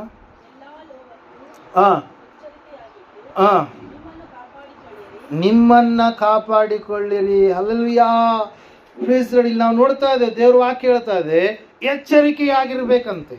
ಯಾಕೆ ಎಚ್ಚರಿಕೆಯಾಗಿರ್ಬೇಕು? ನಾವು ಈ ಲೋಕದಲ್ಲಿದ್ದೇವೆ. ಈ ಲೋಕದಲ್ಲಿ ಲೋಭದ ಸಂಗತಿಗಳು ಕೆಲವೊಂದು ಇದಾವೆ. ಈ ಲೋಕದಲ್ಲಿ ದೇವರಿಂದ ನಮ್ಮನ್ನ ಅಗಲಿಸುವಂತ ಸಂಗತಿಗಳು ಕೆಲವೊಂದು ಇದಾವೆ. ಅವುಗಳಲ್ಲಿ ಮೊದಲನೇದಾಗಿ ದೇವರು ಹೇಳ್ತಾ ಇದ್ದಾನೆ, ಲೋಭದ ವಿಷಯದಲ್ಲಿ ನೀವು ಎಚ್ಚರಿಕೆಯಾಗಿರಿ. ಯಾಕೆ ದೇವರು ಆ ವಿಷಯವನ್ನು ಪ್ರಸ್ತಾಪ ಮಾಡ್ತಾ ಇದ್ದಾರೆ ಅಂತಂದ್ರೆ, ಅಲ್ಲಿ ಒಬ್ಬ ವ್ಯಕ್ತಿ ಬಂದು, ಬೋಧಕನೇ, ತಂದೆಯ ಆಸ್ತಿಯನ್ನು ನನಗೆ ಪಾಲು ಮಾಡಿ ನೀನು ಕೊಡಬೇಕಂತೇಳಿ ಕೇಳ್ತಾ ಇದ್ದಾನೆ. ಹಲ್ಲೆಲೂಯಾ. ಯೇಸು ಸ್ವಾಮಿಗೆ ಒಬ್ಬ ವ್ಯಕ್ತಿ ಬಂದು ಏನ್ ಮಾಡ್ತಾ ಇದ್ದಾನ್ರಿ? ನನ್ನ ಅಣ್ಣನ ಆಸ್ತಿ ಮತ್ತು ನನ್ನ ಆಸ್ತಿ ಎರಡು ಡಿವೈಡ್ ಮಾಡಪ್ಪ ಅಂತೇಳಿ ಆತನ ಬಳಿಯಲ್ಲಿ ಕೇಳೋದಕ್ಕೆ ಬರ್ತಾ ಇದ್ದಾನ ಪ್ರಿಯರೇ. ಹಲ್ಲೆಲೂಯಾ. ನೋಡ್ರಿ, ಯೇಸು ಕ್ರಿಸ್ತನ ಬಳಿಗೆ ಅನೇಕರು ಬಂದ್ರು ಪ್ರಿಯರೇ. ರೋಗಗ್ರಸ್ತರಾಗಿರ್ತಕ್ಕಂಥ ಜನರು ಬಂದ್ರು. ಆತನ ಉಪದೇಶದ ಮೂಲಕವಾಗಿ ಒಳ್ಳೆಯ ಹೊಸದಾದಂಥ ಜೀವಿತವನ್ನು ಕಟ್ಟಿಕೊಳ್ಳಬೇಕೆನ್ನುವಂಥ ಜನರು ಬಂದ್ರು. ಅನೇಕ ಬಲಹೀನರಾದಂಥವ್ರು ಆತನ ಬಳಿಗೆ ಬಂದ್ರು. ಹುಟ್ಟು ಕುರುಡರಾದಂಥ ವ್ಯಕ್ತಿಗಳು ಆತನ ಸ್ವರವನ್ನ ಕೇಳಿ, ಇಲ್ಲಿ ಯೇಸು ಸ್ವಾಮಿ ಹೋಗ್ತಾ ಇದ್ದಾನೆ, ಈ ಗುಂಪನ್ನ ಬಳಿಯಲ್ಲಿ ಕ್ರಿಸ್ತನಿದ್ದಾನೆ ಎಂಬುದಾಗಿ ನೆಲೆಸಿ ಆತನ ಬಳಿಗೆ ಹೋದ್ರೆ ನಮ್ಮ ಜೀವಿತದಲ್ಲಿ ಅದ್ಭುತ ನಡೆಯುತ್ತೆ ಅಂತೇಳಿ ಆತನ ಬಳಿಗೆ ಬಂದ್ರು ಪ್ರಿಯರೇ. ಇಲ್ಲಿ ನಾವು ನೋಡ್ತಾ ಇದ್ದೇವೆ, ದೇವ್ರ ವಾಕ್ಯ ಹೇಳ್ತಾ, ಸತ್ಯವೇದ ಹೇಳ್ತಾ ಇದೆ, ಯೇಸು ಸ್ವಾಮಿಗೆ ಬಳಿಗೆ ಒಬ್ಬ ವ್ಯಕ್ತಿ ಬರ್ತಾ ಇದ್ದಾನೆ. ಈತ ಯಾವುದಕ್ಕಾಗಿ ಬರ್ತಾ ಇದ್ದಾನಂದ್ರೆ, ತನ್ನ ತಂದೆಯ ಆಸ್ತಿಯನ್ನು ನನಗೂ ನನ್ನ ತಮ್ಮನಿಗೆ ಏನ್ ಮಾಡು, ಭಾಗ ಮಾಡಿಕೊಡು ಎಂಬುದಾಗಿ ಬಂದಂತ ಸಮಯದಲ್ಲಿ ಯೇಸು ಸ್ವಾಮಿ ಅವರಿಗೆ ಹೇಳ್ತಾ ಇದ್ದಾನೆ ಏನಂತೇಳಿ, ಎಲ್ಲಾ ಮನುಷ್ಯ ನನ್ನನ್ನ ನಿಮಗೆ ನ್ಯಾಯಾಧಿಪತಿಯನ್ನಾಗಿ ಅಥವಾ ಪಾಲು ಮಾಡುವವನನ್ನಾಗಿ ನೇಮಿಸಿದವರು ಯಾರು ಎಂದು ಅವನನ್ನ ಕೇಳಿ ಜನರನ್ನು ಉದ್ದೇಶಿಸಿ ಆತನು ಮಾತಾಡ್ತಾ ಇದ್ದಾನೆ. ಏನಂತ ಹೇಳಂತಂದ್ರೆ, ಎಲ್ಲಾ ಲೋಭಕ್ಕೂ ಎಚ್ಚರಿಕೆಯಾಗಿದ್ದು ನಿಮ್ಮನ್ನ ಕಾಪಾಡಿಕೊಳ್ಳಿರಿ. ಮುಂದೆ ವಚನ ಇರುತ್ತೆ, ಒಬ್ಬನಿಗೆ ಎಷ್ಟು ಆಸ್ತಿ ಇದ್ದರೂ ಅದು ಅವನಿಗೆ ಜೀವಾಧಾರವಾಗುವುದಿಲ್ಲ ಎಂದು ಹೇಳಿ ಆತನು ಒಂದು ಸಾಮ್ಯವನ್ನು ಹೇಳೋದಕ್ಕೆ ಪ್ರಾರಂಭ ಮಾಡ್ತಾನೆ ಪ್ರಿಯರೇ. ಹಲ್ಲೆಲೂಯಾ. ಲೋಭ, ಆ ಒಂದು ಲೋಭತನ ಎನ್ನುವಂಥದ್ರ ವಿಷಯವಾಗಿ ನೀವು ಎಚ್ಚರಿಕೆಯಾಗಿ ಇರಬೇಕಂತೇಳಿ. ಹಲ್ಲೆಲೂಯಾ. ನಾವು ನೋಡ್ತಾ ಇದ್ದೇವೆ ಪ್ರಿಯರೇ, ಆ ಸಾಮ್ಯವನ್ನ ಸ್ವಾಮಿ ಎಷ್ಟು ಸ್ಪಷ್ಟವಾಗಿ ಹೇಳ್ತಾ ಇದ್ದಾರೆ ಅಂತಂದ್ರೆ, ಒಂದು ದೇಶದಲ್ಲಿ ಒಬ್ಬ ವ್ಯಕ್ತಿ ಇರ್ತಾನೆ. ಆತನ ಕುರಿತಾಗಿ ಅಲ್ಲಿ ನಾವು ನೋಡ್ತಾ ಇದ್ದೇವೆ. ಒಬ್ಬನೊಬ್ಬ ಐಶ್ವರ್ಯವಂತನ ಭೂಮಿಯು ಚೆನ್ನಾಗಿ ಬೆಳೆಯಿತು. ಆಗ ಅವನು ತನ್ನೊಳಗೆ, ನಾನೇನು ಮಾಡಲಿ, ನನ್ನ ಬೆಳೆಯನ್ನು ತುಂಬಿಡುವುದಕ್ಕೆ ನನಗೆ ಸ್ಥಳವೇ ಇಲ್ಲವಲ್ಲ ಎಂದು ಆಲೋಚಿಸಿ, ಒಂದು ಕೆಲಸ ಮಾಡುತ್ತೇನೆ, ನನ್ನ ಕಣಜಗಳನ್ನು ಕೀಳಿಸಿ ಅವುಗಳಿಗಿಂತ ದೊಡ್ಡ ಕಣಜಗಳನ್ನು ಕಟ್ಟಿಸುವೆನು. ಅಲ್ಲಿ ನನ್ನ ಎಲ್ಲಾ ದವಸ ಧಾನ್ಯಗಳನ್ನ, ಸರಕುಗಳನ್ನು ತುಂಬಿಟ್ಟು ನನ್ನ ಜೀವಾತ್ಮಕ್ಕೆ, ಜೀವವೇ ಅನೇಕ ವರ್ಷಗಳಿಗೆ ಬೇಕಾದಷ್ಟು ಸರಕು ನಿನಗೆ ಬಿದ್ದದೆ, ವಿಶ್ರಮಿಸಿಕೋ, ಊಟ ಮಾಡು, ಕುಡಿ, ಸುಖಪಡು ಎಂದು ಹೇಳುವೆನು ಅಂದುಕೊಂಡನು ಎಂಬುದಾಗಿ. ಹಲವು ಒಬ್ಬ ವ್ಯಕ್ತಿಯ ಭೂಮಿ, ಐಶ್ವರ್ಯವಂತನ ಭೂಮಿ ಒಳ್ಳೆ ರೀತಿಯಲ್ಲಿ ಫಲಿತವನ್ನ, ಅಂದ್ರೆ 100ಕ್ಕೆ 100ರಷ್ಟು ಒಳ್ಳೆ ಬೆಳೆ ಬಂದ ಸಮಯದಲ್ಲಿ ಅವನು ಆಲೋಚನೆ ಮಾಡ್ತಾ ಇದ್ದಾನೆ. ಏನಂತ ಹೇಳಿ ಆಲೋಚನೆ ಮಾಡ್ತಾ ಇದ್ದಾನೆ? ನನ್ನ ಗೋದಾಮುಗಳು ಚಿಕ್ಕವಿದಾವೆ, ಆ ಗೋದಾಮುಗಳನ್ನೆಲ್ಲ ಕೀಳಿಸಿ ನಾನು ಏನ್ ಮಾಡ್ತೀನಿ, ದೊಡ್ಡ ಗೋದಾಮುಗಳನ್ನು ಕಟ್ಟಿಸಿ ಅವುಗಳೊಳಗೆ ಈ ಒಂದು ಸರಕುಗಳನ್ನು, ನನ್ನ ಕಣಜಗಳನ್ನು ಇರಿಸಿ ಅವನು ಮಾತಾಡ್ತಾ ಇದ್ದಾನೆ ಏನಂತೇಳಿ, ನನ್ನ ಜೀವವೇ, ನನ್ನ ಆತ್ಮವೇ, ನನ್ನ ಪ್ರಾಣವೇ, ನೀನು ಸಂತೋಷ ಪಡು, ಸುಖ ಪಡು, ನಿನಗೆ ಬೇಕಾದಷ್ಟು ಸರಕು ಬಿದ್ದದೆ, ನೀನು ಆರಾಮಾಗಿ ಇರು ಎಂಬುದಾಗಿ ಆ ವ್ಯಕ್ತಿ ಏನ್ ಮಾಡ್ತಾ ಇದ್ದಾನಂತೆ, ತನ್ನೊಳಗೆ ಮಾತಾಡಿಕೊಳ್ತಾ ಇದ್ದಾನೆ. ಪ್ರಿಯರೇ, ಹಲವು ಯಾಕೆ ಏಸಪ್ಪ ಈ ಒಂದು ಸಂಗತಿಯನ್ನು ಹೇಳ್ತಾ ಇದ್ದಾನಂತಂದ್ರೆ, ಯಾವಾಗ ಆ ವ್ಯಕ್ತಿ ಅದೆಲ್ಲ ಮಳೆ ಕೊಡ್ಲಾರ್ದಿದ್ರೆ ಆ ಬೆಳೆ ಬರ್ತಾ ಇರ್ತೈತಾ? ಹಲ್ಲೆಲೂಯ. ಆ ಬೆಳೆ ಬಂದಾದ ಮೇಲೆ ಒಂದು ಸಾರಿ ಆದ್ರೂ ದೇವರಿಗೆ ಏನ್ ಮಾಡಲಿಲ್ಲ, ಕೃತಜ್ಞತೆಯನ್ನ ಆತ ತಿಳಿಸ್ಲಿಲ್ಲ. ಒಂದು ಸಾರಿ ಆದ್ರೂ ದೇವರನ್ನ ಮೆಚ್ಚಿಸುವಂತ ಮಾತುಗಳನ್ನ ಮಾತಾಡಲಿಲ್ಲ, ಭಕ್ತಿಯ ಕಾರ್ಯಗಳಲ್ಲಿ ಜೀವಿಸಲಿಲ್ಲ. ಅದಕ್ಕಾಗಿ ದೇವರು ವಾಕ್ಯ ಹೇಳ್ತಾ ಇದೆ, ಆವತ್ತಿನ ದಿವಸವೇ ದೇವರು ಮಾತಾಡ್ತಾನಂತ ಏನಂತೇಳಿ, ಬುದ್ಧಿಹೀನನು ನೀನು, ಇವತ್ತೇ ನಿನ್ನ ಪ್ರಾಣ ಪಕ್ಷಿ ಏನಾಗ್ಲಿಕ್ಕಿದೆ, ಆರಿ ಹೋಗ್ಲಿಕ್ಕಿದೆ. ಹಲ್ಲೆಲೂಯ ಅಂತೇಳಿ ಯೇಸು ಸ್ವಾಮಿ ಒಂದು ಮಾತನ್ನು ಹೇಳ್ತಾ ಇದ್ದಾರೆ. ಪ್ರಿಯರೇ, 21ನೇ ವಚನದಲ್ಲಿ, ತನಗೋಸ್ಕರ ದ್ರವ್ಯವನ್ನ ಇಟ್ಟುಕೊಂಡು ದೇವರ ವಿಷಯಗಳಲ್ಲಿ ಐಶ್ವರ್ಯವಂತನಾಗದೆ ಇರುವವನು ಅವನಂತೆಯೇ ಇದ್ದಾನೆ ಎಂಬುದಾಗಿ. Hallelujah, praise Lord. ಏನ್ ಹೇಳ್ತಾ ಇದೆ ವಾಕ್ಯ? ತನಗೋಸ್ಕರ, ಸೆಲ್ಫಿಶ್ ಭಾವನೆ ಅಂತ ಹೇಳ್ತೀವಿ ನಾವು. ಹಲ್ಲೆಲೂಯ. ದೇವರಿಗಾಗಿ ಏನನ್ನು ಕೂಡ ಕೊಡಲಾರದೆ, ದೇವರ ವಿಷಯದಲ್ಲಿ ಶ್ರೀಮಂತರಾಗಲಾರದೆ, ದೇವರಿಗೆ ಭಯಭಕ್ತಿಯುಳ್ಳವರಾಗಿ ಜೀವಿಸಲಾರದೆ ಇರುವಂತವರ ಕುರಿತಾಗಿ ಈ ಒಂದು ಸಾಮ್ಯವನ್ನು ದೇವರು ಏನ್ ಮಾಡ್ತಾ ಇದ್ದಾರೆ, ತಿಳಿಸ್ತಾ ಇದ್ದಾರೆ. ಪ್ರಿಯರೇ, ಯಾರು ದೇವರ ವಿಷಯದಲ್ಲಿ ಶ್ರೀಮಂತರಾಗ್ತಾರೋ ಅವರಿಗೆ ಖಂಡಿತವಾಗಿ ಕೂಡ ಆಶೀರ್ವಾದ ಎನ್ನುವಂಥದ್ದಿದೆ. ಅದರ ಸಲುವಾಗಿ ಸತ್ಯವೇದದಲ್ಲಿ ಆರಂಭ, ಆದಿಕಾಂಡ ಪುಸ್ತಕ ಮೊದಲುಗೊಂಡು ಪ್ರಕಟಣೆಯವರೆಗೆ ಇಲ್ಲಿ ಮಾತ್ರ ದೇವರು ಏನಂತ ಹೇಳಿರುವಂಥದ್ರಿ, ಈ ಸಂಗತಿಯನ್ನು, ತನಗೋಸ್ಕರ ದ್ರವ್ಯವನ್ನ ಇಟ್ಟುಕೊಂಡು ದೇವರ ವಿಷಯಗಳಲ್ಲಿ ಐಶ್ವರ್ಯವಂತನಾಗದೆ ಇರುವವನು, ಅಂದ್ರೆ ಕೇವಲ ತನಗೋಸ್ಕರವಾಗಿ ಇಟ್ಟುಕೊಳ್ಳುವಂತ ವ್ಯಕ್ತಿ ಅವನೇನಾಗ್ತಾನಂತೆ, ಈ ರೀತಿಯಾಗಿ ಅವನ ಪ್ರಾಣ, ತನ್ನ ಆತ್ಮವನ್ನ ನಾಶನ ಲೋಕದ ಕಡೆಗೆ ಅವನು ನಡೆಸುವಂತವನಾಗಿರ್ತಾನೆ. ಪ್ರಿಯರೇ, ಅದಕ್ಕಾಗಿ ನಾವು ನೋಡ್ತಾ ಇದ್ದೇವೆ ಜ್ಞಾನೋಕ್ತಿಗಳ ಪುಸ್ತಕದಲ್ಲಿ 19ನೇ ಅಧ್ಯಾಯದ 17ನೇ ವಚನ ಈ ರೀತಿಯಾಗಿ ಹೇಳುತ್ತೆ, ಬಡವರಿಗೆ ದಯ ತೋರಿಸುವವನು ಯೆಹೋವನಿಗೆ ಸಾಲ ಕೊಡುವವನು, ಆ ಉಪಕಾರಕ್ಕೆ ಯೆಹೋವನೇ ಪ್ರತ್ಯುಪಕಾರ ಮಾಡುವನು ಎಂಬುದಾಗಿ. Hallelujah, praise Lord. ಅದಕ್ಕಾಗಿ ದೇವರ ವಾಕ್ಯ ಹೇಳ್ತಾ, ಸತ್ಯವೇದ ಹೇಳ್ತಾ ಇದೆ, ಲೋಭ, ಆ ಲೋಭಿತನ ಯಾವುದದೆಯೋ ಅದರ ವಿಷಯದಲ್ಲಿ ನಾವು ಎಚ್ಚರಿಕೆಯಾಗಿ ಇರಬೇಕು. ಒಂದ್ಸಾರಿ ನೀವು ಕೊರಿಂಥದವರಿಗೆ ಬರೆದ ಮೊದಲನೇ ಪತ್ರಿಕೆ 10ನೇ ಅಧ್ಯಾಯದ ಕಡೆಗೆ ಬನ್ನಿ. ಕೊರಿಂಥದವರಿಗೆ ಬರೆದ ಮೊದಲನೇ ಪತ್ರಿಕೆ 10ನೇ ಅಧ್ಯಾಯ. ಹಲ್ಲೆಲೂಯ. ನಿದ್ದೆ ಮಾಡೋದ್ರಲ್ಲಿ ಗಟ್ಟಿ ಚಪ್ಪು ಬಿಡ್ರಿ. ಹಲ್ಲೆಲೂಯ. ನಿದ್ದೆ ಮಾಡ್ತಾ ಇದ್ದೀರಿ. Hallelujah, praise lord. ಓದ್ತೀರ ಈ ಸಮಯದಲ್ಲಿ 10ನೇ ಅಧ್ಯಾಯ 12ನೇ ವಚನ. ಆದ ಕಾರಣ ನಿಂತಿದ್ದೇನೆಂದು ನೆನೆಸುವವನು ಬೀಳದಂತೆ ಎಚ್ಚರಿಕೆಯಾಗಿರಲಿ. ಹಲ್ಲೆಲೂಯ.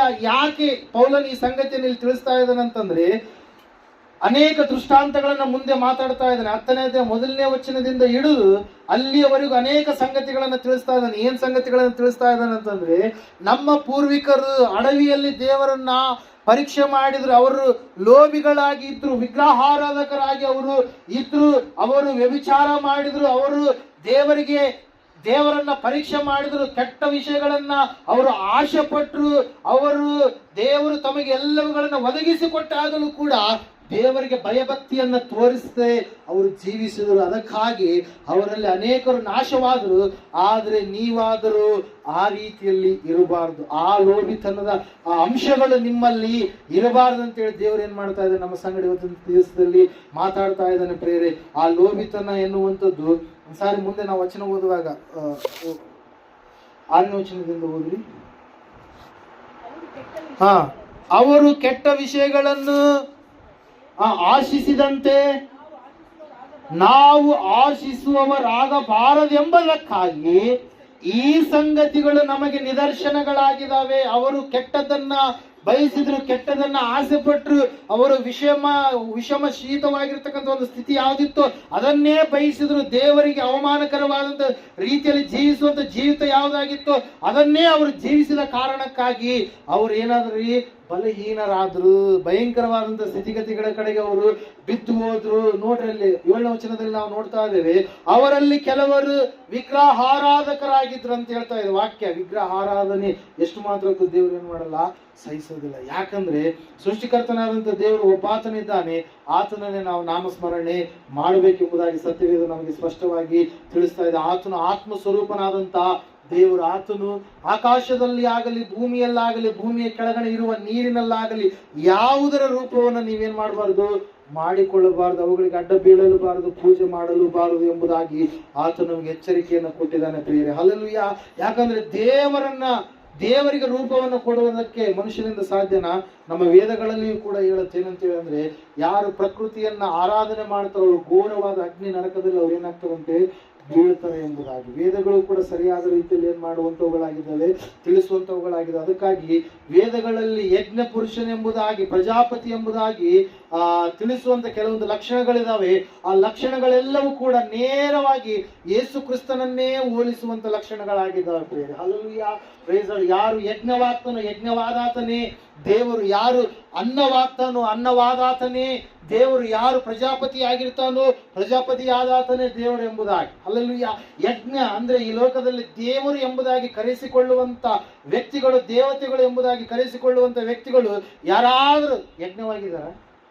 ಹಾಗೆ ಯಾರಾಗಿಲ್ಲ. ಯೇಸು ಕ್ರಿಸ್ತನು ಮಾತ್ರ ಹೇಳಿದ ಆತನು ಏನಂತೇಳಿ, ನಾನು ಸಾಯಲಿಕ್ಕೆ ಈ ಲೋಕಕ್ಕೆ ಬಂದಿದ್ದೇನೆ. ಹಲ್ಲೆಲೂಯಾ. ನಾನು ನನ್ನ ರಕ್ತ ಹೊಸ ಒಡಂಬಡಿಕೆಯ ರಕ್ತ, ಬಹುಜನ ಪಾಪ ಕ್ಷಮೆಗಳಿಗೋಸ್ಕರವಾಗಿ ಸುರಿಸುವಂತ ರಕ್ತ. ಆ ರಕ್ತ ಯಾವ ರಕ್ತ ರೀ ಅದು? ಯೇಸು ಕ್ರಿಸ್ತನ ಪರಿಶುದ್ಧವಾಗಿರುವಂತ ರಕ್ತ, ಪವಿತ್ರವಾಗಿರತಕ್ಕಂತ ರಕ್ತ ಪ್ರಿಯರೇ. ನಾನೇ ಆಹಾರ ಎಂಬುದಾಗಿ ಯಾರಾದ್ರೂ ಹೇಳಿದಾರ?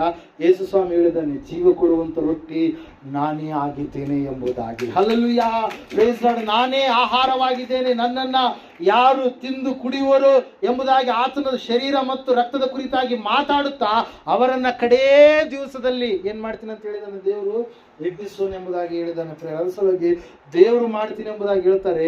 ದೇವರನ್ನ ನಾವು ಮಾಡೋದಕ್ಕೆ ಸಾಧ್ಯ ಇಲ್ಲ. ದೇವರು ತಾನೇ ನರ ಮನುಷ್ಯನಾಗಿ ಬಂದು ಎಲ್ಲಾ ಮನುಷ್ಯರ ಪಾಪ ಕ್ಷಮೆಗಳಿಗೋಸ್ಕರವಾಗಿ ತನ್ನ ಸ್ವರಕ್ತವನ್ನು ಕೊಟ್ಟು ನಮ್ಮನ್ನ ಏನ್ ಮಾಡಿದನ್ರಿ, ಸಂಪಾದನೆ ಮಾಡಿಕೊಂಡಿದ್ದಾನೆ. ಆ ಏಕೀಶ್ವರನಾಗಿರ್ತಕ್ಕಂಥ ದೇವರು, ಆತನು ಆತ್ಮಸ್ವರೂಪನಾಗಿದ್ದಾನೆ. ಆತನನ್ನ ನಾವು ಹೆಂಗ ಆರಾಧನೆ ಮಾಡಬೇಕು? ಆತ್ಮದಲ್ಲಿಯೂ ಸತ್ಯದಲ್ಲಿಯೂ ನಾವು ಆತನನ್ನ ಆರಾಧನೆ ಮಾಡಬೇಕು ಪ್ರೇರೆ. ಅದರ ಸಲುವಾಗಿ ದೇವರು ವಾಕ್ಯ ಹೇಳ್ತಾ ಇದೆ, ಸತ್ಯವೇದ ಹೇಳ್ತಾ ಇದೆ ಸ್ಪಷ್ಟವಾಗಿ ಪ್ರೇರೆ. ಏನಂತ ಹೇಳುತ್ತಂದ್ರೆ, ಎಲ್ಲಾ ಲೋಭಕ್ಕೂ ನಾವು ಏನಾಗಿರ್ಬೇಕಂತೆ, ಎಚ್ಚರಿಕೆಯಿಂದ ಇರಬೇಕಿಲ್ಲ. ವಿಗ್ರಹ ಆರಾಧನೆ ಕುರಿತಾಗಿ ದೇವರು ಸ್ಪಷ್ಟವಾಗಿ ಬರೆಸ್ತಾ ಇದ್ದಾನೆ. ಜವಾಹರ್ಲಾಲ್ ನೆಹರು ಅವರು ಕೂಡ ಡಿಸ್ಕವರಿ ಆಫ್ ಇಂಡಿಯಾ ಎನ್ನುವಂತ ಪುಸ್ತಕವನ್ನು ಬರೆಯುವಂತ ಸಮಯದಲ್ಲಿ ಅವರು ಕೂಡ ಹೇಳಿದ್ದಾರೆ, ಹಳೆಯ ಒಂದು ಕಾಲದಲ್ಲಿ ಏನಿದಿಲ್ಲ ಅಂತ ವಿಗ್ರಹಾರಾಧನೆ ಎನ್ನುವಂಥದ್ದು ಇದ್ದಿಲ್ಲ. ಇವಾಗೆ ಕೆಲವೊಂದು ವಿಷಯಗಳು, ಸಂಗತಿಗಳು ಏನಾಗಿದ್ದಾವೆ, ಬಂದಿರುವಂತವುಗಳಾಗಿದ್ದಾವೆ ಪ್ರಿಯರೇ. ಹಲ್ಲೆಲೂಯಾ. ಕೆಲವೊಬ್ರು ನೀವು ವಯಸ್ಸು ಆದಂತವ್ರು, ನೀವು ಚಿಕ್ಕರಿರುವಾಗ ಕೆಲವೊಂದು ಆಚರಣೆಗಳು ಈ ಲೋಕದಲ್ಲಿ ಇದ್ದಿಲ್ಲ. ಅವುಗಳು ಈಗ ಏನಾಗಿದಾವ್ರಿ, ದೊಡ್ಡ ಪ್ರಭಾವವನ್ನು ಬೀರಿದಂಥವುಗಳು ಆಗಿದಾವೆ ಪ್ರಿಯರೇ. ಆವತ್ತಿನ ದಿವಸದಲ್ಲಿ ಯಾವುದೋ ಒಂದು ಉದ್ದೇಶಕ್ಕೋಸ್ಕರವಾಗಿ ಅದನ್ನ ಒಬ್ಬ ರಾಜಕೀಯ ವ್ಯಕ್ತಿ ಮಾಡಿದ್ರೆ ಅದು ಇವತ್ತಿನ ದಿವಸ ದೊಡ್ಡದಾದಂತ ರೀತಿಯಲ್ಲಿ ಏನಾಗ್ತಾ ಇದೆ, ಕಾಣಿಸಿಕೊಳ್ತಾ ಇದೆ ಪ್ರಿಯರೇ. ಅದಕ್ಕಾಗಿ ಪ್ರಿಯರೇ, ದೇವರು ವಾಕ್ಯ ಹೇಳ್ತಾ, ಸತ್ಯವೇದ ಹೇಳ್ತಾ ಇದೆ ಸ್ಪಷ್ಟವಾಗಿ, ನೀವು ವಿಗ್ರಹಗಳ ವಿಷಯದಲ್ಲಿ ಏನಾಗಿರ್ಬೇಕು, ಎಚ್ಚರಿಕೆ ಆಗಿರ್ಬೇಕು. ಯೇಸು ಸ್ವಾಮಿದೇ ಆಗಿರ್ಲಿ, ಅಥವಾ ಮೇರಿ ಮಾತದೇ ಆಗಿರ್ಲಿ, ಅಥವಾ ಲೋಕದಲ್ಲಿ ಯಾವ್ದು ಚಲಾವಣೆ ಆಗ್ತಾ ಇದಾವೋ ಅವುಗಳ ಗೊಡವೆಗೆ ನೀವು ಹೋಗಬಾರದು. ಯಾಕಂದ್ರೆ ದೇವರು ಅವುಗಳಲ್ಲಿ ಇಲ್ಲ, ಅವುಗಳನ್ನ ಮನುಷ್ಯರು ಮಾಡಿದ್ದಾರೆ. ಹಲ್ಲೆಲೂಯಾ. ಪಾಪ ತುಂಬಿದಂತ ಮನುಷ್ಯನು ಅವುಗಳನ್ನ ಮಾಡಿದಾನೆ. ಮಾಡಬೇಕಾದ್ರೆ ಅದ್ರ ಮೇಲೆ ಕಾಲಿಟ್ಟಿರ್ತಾನೆ, ಏನೆಲ್ಲ ಮಾಡಿರ್ತಾನೆ. ಹಲ್ಲೆಲೂಯಾ. ನಾನು ಹೇಳಿದ್ದೀನಿ ಅವಾಗ, ಹಲ್ಲೆಲೂಯಾ, ಏನೆಲ್ಲ ಸಂಗತಿಗಳನ್ನ ಮಾಡಿರ್ತಾನೆ. ಅದನ್ನ ತುಳಿಬೇಕಾದ್ರೆ ಆ ಗುಟ್ಕ ಹಾಕೊಂಡರು ಎಲ್ಲ ಉಗುಳಿರ್ತಾರೆ, ಏನೆಲ್ಲ ಮಾಡಿರ್ತಾರೆ. ಅದನ್ನ ದೇವರ ಸ್ಥಾನಕ್ಕೆ ನಾವು ಕೊಡುವಂಥದ್ದು ಏನಾಗಿದೆ, ತಪ್ಪು ಪ್ರಿಯರೇ. ಕುಡಿಕನ್ನು ಕೆತ್ತಿರ್ತಾನೆ. ಹಲ್ಲೆಲೂಯಾ. ಭಯಂಕರವಾದಂತ ತಪ್ಪುಗಳನ್ನ, ಪಾಪಗಳನ್ನ ಮಾಡಿದಂತ ವ್ಯಕ್ತಿ ದೇವರನ್ನ ಮಾಡೋದಕ್ಕೆ ಸಾಧ್ಯ ಇಲ್ಲ ಪ್ರಿಯರೇ. ಅದಕ್ಕಾಗಿ ದೇವ್ರ ವಾಕ್ಯ ಹೇಳ್ತಾ ಇದೆ, ಸತ್ಯವೇದ ಹೇಳ್ತಾ ಇದೆ, ದೇವರನ್ನ ಒಂದು ವಿಗ್ರಹದಲ್ಲಿ ನೀನು ನೋಡಬೇಡ. ಹಲ್ಲೆಲೂಯಾ. ಯೇಸುವಿನಲ್ಲಿ ನೋಡು. ಆ ಯೇಸು ನರವತಾರಿಯಾಗಿ ಬಂದಿದ್ದಾನೆ. ಆತನು ಹೇಳಿದಾನೆ ಮತ್ತೆ ಏನಂತ ಹೇಳಿ, ಆತ್ಮಾನುಸಾರವಾಗಿ ನೀವು ನಡಿಬೇಕು ಅಂತಾಗಿ. ಶರೀರವನ್ನ ಆ ಒಂದು ವಿಗ್ರಹವನ್ನ ಇಟ್ಟುಕೊಂಡು ನೀವೇನ್ ಮಾಡಬಾರದು, ಪೂಜಿಸಬಾರದು ಎಂಬುದಾಗಿ ಪ್ರಿಯರೇ. ಅದಕ್ಕಾಗಿ ನಾವು ನೋಡ್ತಾ ಇದ್ದೇವೆ ಆ ಲೋಭಿತನಗಳು ಯಾವಿದಾವೆ ನಿಮ್ಮಲ್ಲಿ. ಒಂದ್ಸಾರಿ ನೀವು ಫಿಲಿಪಿಯರಿಗೆ ಬರೆದ ಪತ್ರಿಕೆ ಕಡೆಗೆ ಬರ್ತೀರಾ? Hallelujah, hallelujah.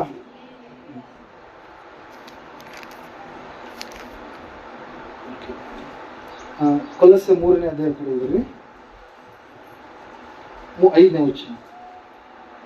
ಆದದರಿಂದ ನಿಮ್ಮಲ್ಲಿರುವ ಭೂ ಸಂಬಂಧವಾದ ಭಾವಗಳನ್ನ ಸಾಯಿಸಿರಿ.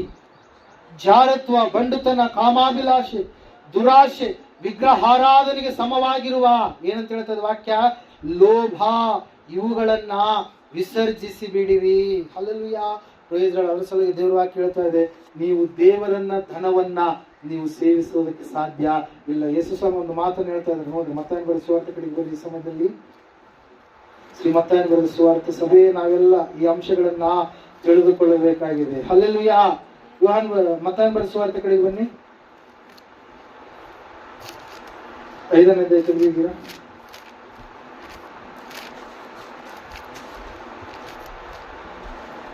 ಸರಿ, 6ನೇ ಅಧ್ಯಾಯ 24ನೇ ವಚನ ನೋಡ್ರಿ. ಯಾವನು ಇಬ್ಬರು ಯಜಮಾನರಿಗೆ ಸೇವೆ ಮಾಡಲಾರನು, ಅವನು ಒಬ್ಬನನ್ನ ದ್ವೇಷಿಸಿ ಮತ್ತೊಬ್ಬನನ್ನ ಪ್ರೀತಿಸುವನು, ಇಲ್ಲವೇ ಒಬ್ಬನನ್ನ ಹೊಂದಿಕೊಂಡು ಮತ್ತೊಬ್ಬನನ್ನ ತಾತ್ಸಾರ ಮಾಡುವನು. ನೀವು ದೇವರನ್ನು ಧನವನ್ನು ಕೂಡ ಸೇವಿಸಲಾರಿರಿ ಎಂಬುದಾಗಿ. ಹಲ್ಲೆಲೂಯಾ. ಏನ್ ಹೇಳ್ತಾ ಇದೆ ವಾಕ್ಯ, ಹಣವನ್ನ ಮತ್ತೆ ದೇವರನ್ನ ಎರಡನ್ನ ನಾವು ಸೇವಿಸೋದಕ್ಕೆ ಸಾಧ್ಯ ಇಲ್ಲ. ನಾವು ದೇವರನ್ನ ನಂಬಿದ್ರೆ ದೇವರು ನಮಗೆ ಬೇಕಾಗಿರುವಂತದ್ದೆಲ್ಲವನ್ನ 6ನೇ ಅಧ್ಯಾಯ 33ನೇ ವಚನದಲ್ಲಿ ನಾವು ನೋಡ್ತಾ ಇದ್ದೇವೆ. ಹೀಗಿರುವುದರಿಂದ ನೀವು ಮೊದಲು ದೇವರ ರಾಜ್ಯಕ್ಕಾಗಿಯೂ ನೀತಿಗಾಗಿಯೂ ತವಕ ಪಡಿರಿ, ಇವುಗಳ ಕೂಡ ಅವೆಲ್ಲವೂ ನಿಮಗೆ ದೊರಕುವವು. ಆದುದರಿಂದ ನಾಳಿನ ವಿಷಯದಲ್ಲಿ ಚಿಂತೆ ಮಾಡಬೇಡಿರಿ. ನಾಳಿನ ದಿನವು ತನ್ನದನ್ನ ತಾನೇ ಚಿಂತಿಸಿಕೊಳ್ಳುವುದು, ಆವತ್ತಿನ ಕಾಟ ಆವತ್ತಿಗೆ ಸಾಕು ಎಂಬುದಾಗಿ. ಹಲ್ಲೆಲೂಯಾ. Praise Lord. ನೀವು ದೇವರನ್ನ ಸೇವಿಸುವಂತವರಾಗಿದ್ರೆ, ದೇವರು ಹೇಳಿದಂತ ಆಜ್ಞೆ ಮಾರ್ಗಗಳಲ್ಲಿ ನಡೆಯುವಂತವರಾಗಿದ್ರೆ, ದೇವರು ಹೇಳಿದ 7ನೇ ಅಧ್ಯಾಯದಲ್ಲಿ ಯೋಬನ ಆ ಗ್ರಂಥದಲ್ಲಿ ಏನಂತ ಹೇಳಿ, ಮನುಷ್ಯನಿಗೆ ನೇಮಕವಾಗಿದೆ ಕೂಲಿಯವನ ದಿವಸಗಳಂತೆ ದಿವಸಗಳು ಎಂಬುದಾಗಿ. ಅಂದ್ರೆ ನಾವು ದುಡಿದು ತಿನ್ನಬೇಕಂತೇಳಿ ದೇವರು ಏನ್ ಮಾಡಿದಾನೆ, ನೇಮಕ ಕೊಟ್ಟಿದ್ದಾನೆ. ನಾವು ವಿಧೇಯತೆ ಉಳ್ಳವರಾಗಿ, ನಂಬಿಗಸ್ತರಾಗಿ, ಅನ್ಯಾಯ ಮಾಡದೆ ನ್ಯಾಯಯುತವಾಗಿ ನಾವು ಜೀವಿಸುವಾಗ ಖಂಡಿತವಾಗಿಯೂ ಕೂಡ ದೇವರು ನಮಗೆ ಎಲ್ಲವುಗಳನ್ನ ಏನ್ ಮಾಡ್ತಾನ್ರಿ, ಅನುಗ್ರಹ ಮಾಡ್ತಾನೆ. ಅದರ ಸಲುವಾಗಿ ದೇವ್ರ ವಾಕ್ಯ ಹೇಳ್ತಾ ಇದೆ, ಈ ಲೋಭತನ ಯಾವುದಿದೆಯೋ ದೇವರಿಂದ ನಮ್ಮನ್ನು ಅಗಲಿಸುವಂತ ಈ ಲೋಭಿತನದ ವಿಷಯದಲ್ಲಿ ನಾವು ಏನಾಗಿರ್ಬೇಕಂತ ಹೇಳ್ತಾ ಇದೆ ವಾಕ್ಯ, ಎಚ್ಚರಿಕೆ ಆಗಿರ್ಬೋದು. ಅದೇ 3ನೇ ಅಧ್ಯಾಯ ಕೊರಿಂಥದವರಿಗೆ ಬರೆದ 1ನೇ ಪತ್ರಿಕೆ 10ನೇ ವಚನದಲ್ಲಿ ಈ ರೀತಿಯಾಗಿ ನಾವು ನೋಡ್ತಾ ಇದ್ದೇವೆ.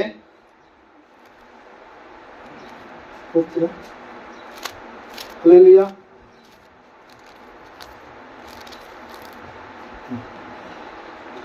ದೇವರು ನನಗೆ ಕೃಪೆಯಿಂದ ಒಪ್ಪಿಸಿದ ಕೆಲಸವನ್ನು ನಡೆಸಿ ನಾನು ಪ್ರವೀಣ ಶಿಲ್ಪಿಯಂತೆ ಅಸ್ತಿವಾರ ಹಾಕಿದನು, ಮತ್ತೊಬ್ಬನು ಅದರ ಮೇಲೆ ಕಟ್ಟುತ್ತಾನೆ. ಪ್ರತಿಯೊಬ್ಬನು ತಾನು ಅದರ ಮೇಲೆ ಎಂತದನ್ನ ಕಟ್ಟುತ್ತಾನೋ ಎಚ್ಚರಿಕೆಯಾಗಿರಬೇಕು. ಹಲ್ಲೆಲೂಯಾ. ದೇವರನ್ನು ನಂಬಿದೀವಿ, ರಕ್ಷಣೆಯನ್ನು ಹೊಂದಿದ್ದೀವಿ, ದೇವರ ಮಕ್ಕಳಾಗಿದ್ದೀವಿ. ನಾವು ಈ ಸಮಯದಲ್ಲಿ ದೇವರಿಗಾಗಿ ದುಡಿಯುವಂತವರು ಆಗಿದ್ದೀವಿ. ನಮ್ಮ ಭಕ್ತಿಯ ವಿಷಯದಲ್ಲಿ ಆಗಿರ್ಬೋದು, ನಾವು ಮಾಡುವಂತ ಕೆಲಸ ಕಾರ್ಯಗಳ ವಿಷಯದಲ್ಲಿ ಆಗಿರ್ಬೋದು, ಲೋಕದವರಿಂದ ಬೇರ್ಪಟ್ಟಂತ ಜೀವಿತವನ್ನು ನಾವು ಈ ಸಮಯದಲ್ಲಿ ಏನ್ ಮಾಡ್ತಾ ಇದ್ದೇವೆ, ಜೀವಿಸ್ತಾ ಇದ್ದೇವೆ ಪ್ರಿಯರೇ. ಹಲ್ಲೆಲೂಯಾ. ಪ್ರೇಸ್ ದೇವರನ್ನ ಎದುರುಗೊಳ್ಳುವುದಕ್ಕಾಗಿ ನಾವು ಹೋಗ್ತೀವಿ ಎಂಬುದಾಗಿ ಸಂಪೂರ್ಣ ನಂಬಿಕೆ ನಮಗೆ ಇದೆ. ದೇವರು ಆ ಒಂದು ಲೋಕವನ್ನು ಸೇರಿದಂತ ಸಮಯದಲ್ಲಿ ನೋಡ್ರಿ, ಅಲ್ಲಿ ವಾಕ್ಯದಲ್ಲಿ ನಾವು ನೋಡ್ತಾ ಇದ್ದೇವೆ, ಪೌಲನು ತಿಳಿಸ್ತಾ ಇದ್ದಾನೆ ಏನಂತ ಹೇಳಂತಂದ್ರೆ, ಒಬ್ಬನು ತಾನು ಅದರ ಮೇಲೆ ಎಂತದನ್ನ ಕಟ್ಟುತ್ತಾನೋ ಎಚ್ಚರಿಕೆಯಾಗಿರಬೇಕು. ಹಾಕಿರುವ ಅಸ್ತಿವಾರವು ಯೇಸು ಕ್ರಿಸ್ತನೇ. ಆ ಅಸ್ತಿವಾರವನ್ನಲ್ಲದೆ ಮತ್ತೊಂದು ಅಸ್ತಿವಾರವನ್ನ ಯಾರೂ ಹಾಕಲಾರರಷ್ಟೇ. ಆ ಅಸ್ತಿವಾರದ ಮೇಲೆ ಚಿನ್ನ, ಬೆಳ್ಳಿ, ರತ್ನ, ಕಟ್ಟಿಗೆ, ಹುಲ್ಲು, ಆಪು ಮುಂತಾದವುಗಳಲ್ಲಿ ಯಾವುದರಿಂದ ಕಟ್ಟಿದರೂ ಅವನವನ ಕೆಲಸವೂ ವ್ಯಕ್ತವಾಗುವುದು. ಕ್ರಿಸ್ತನು ಬರುವ ದಿನವು ಬೆಂಕಿಯೊಡನೆ ಉದಯವಾಗಿ ಆ ಕೆಲಸವನ್ನ ಸ್ಪಷ್ಟವಾಗಿ ತೋರಿಸುವುದು. ಅವನವನ ಕೆಲಸವೆಂತದೋ ಆ ಬೆಂಕಿ ಶೋಧಿಸುವುದು. ಒಬ್ಬನ ಅಸ್ತಿವಾರದ ಮೇಲೆ ಕಟ್ಟಿದ್ದು ಉಳಿದರೆ ಅವನಿಗೆ ಸಂಬಳ ಬರುವುದು, ಒಬ್ಬನು ಕಟ್ಟಿದ್ದು ಸುಟ್ಟು ಹೋದರೆ ಅವನಿಗೆ ಸಂಬಳವು ನಷ್ಟವಾಗುವುದು, ತಾನಾದರೂ ರಕ್ಷಣೆ ಹೊಂದುವನು, ಆದರೆ ಬೆಂಕಿಯೊಳಗಿಂದ ತಪ್ಪಿಸಿಕೊಂಡವನ ಹಾಗೆ ಇರುವನು ಎಂಬುದಾಗಿ. ಹಲ್ಲೆಲೂಯಾ.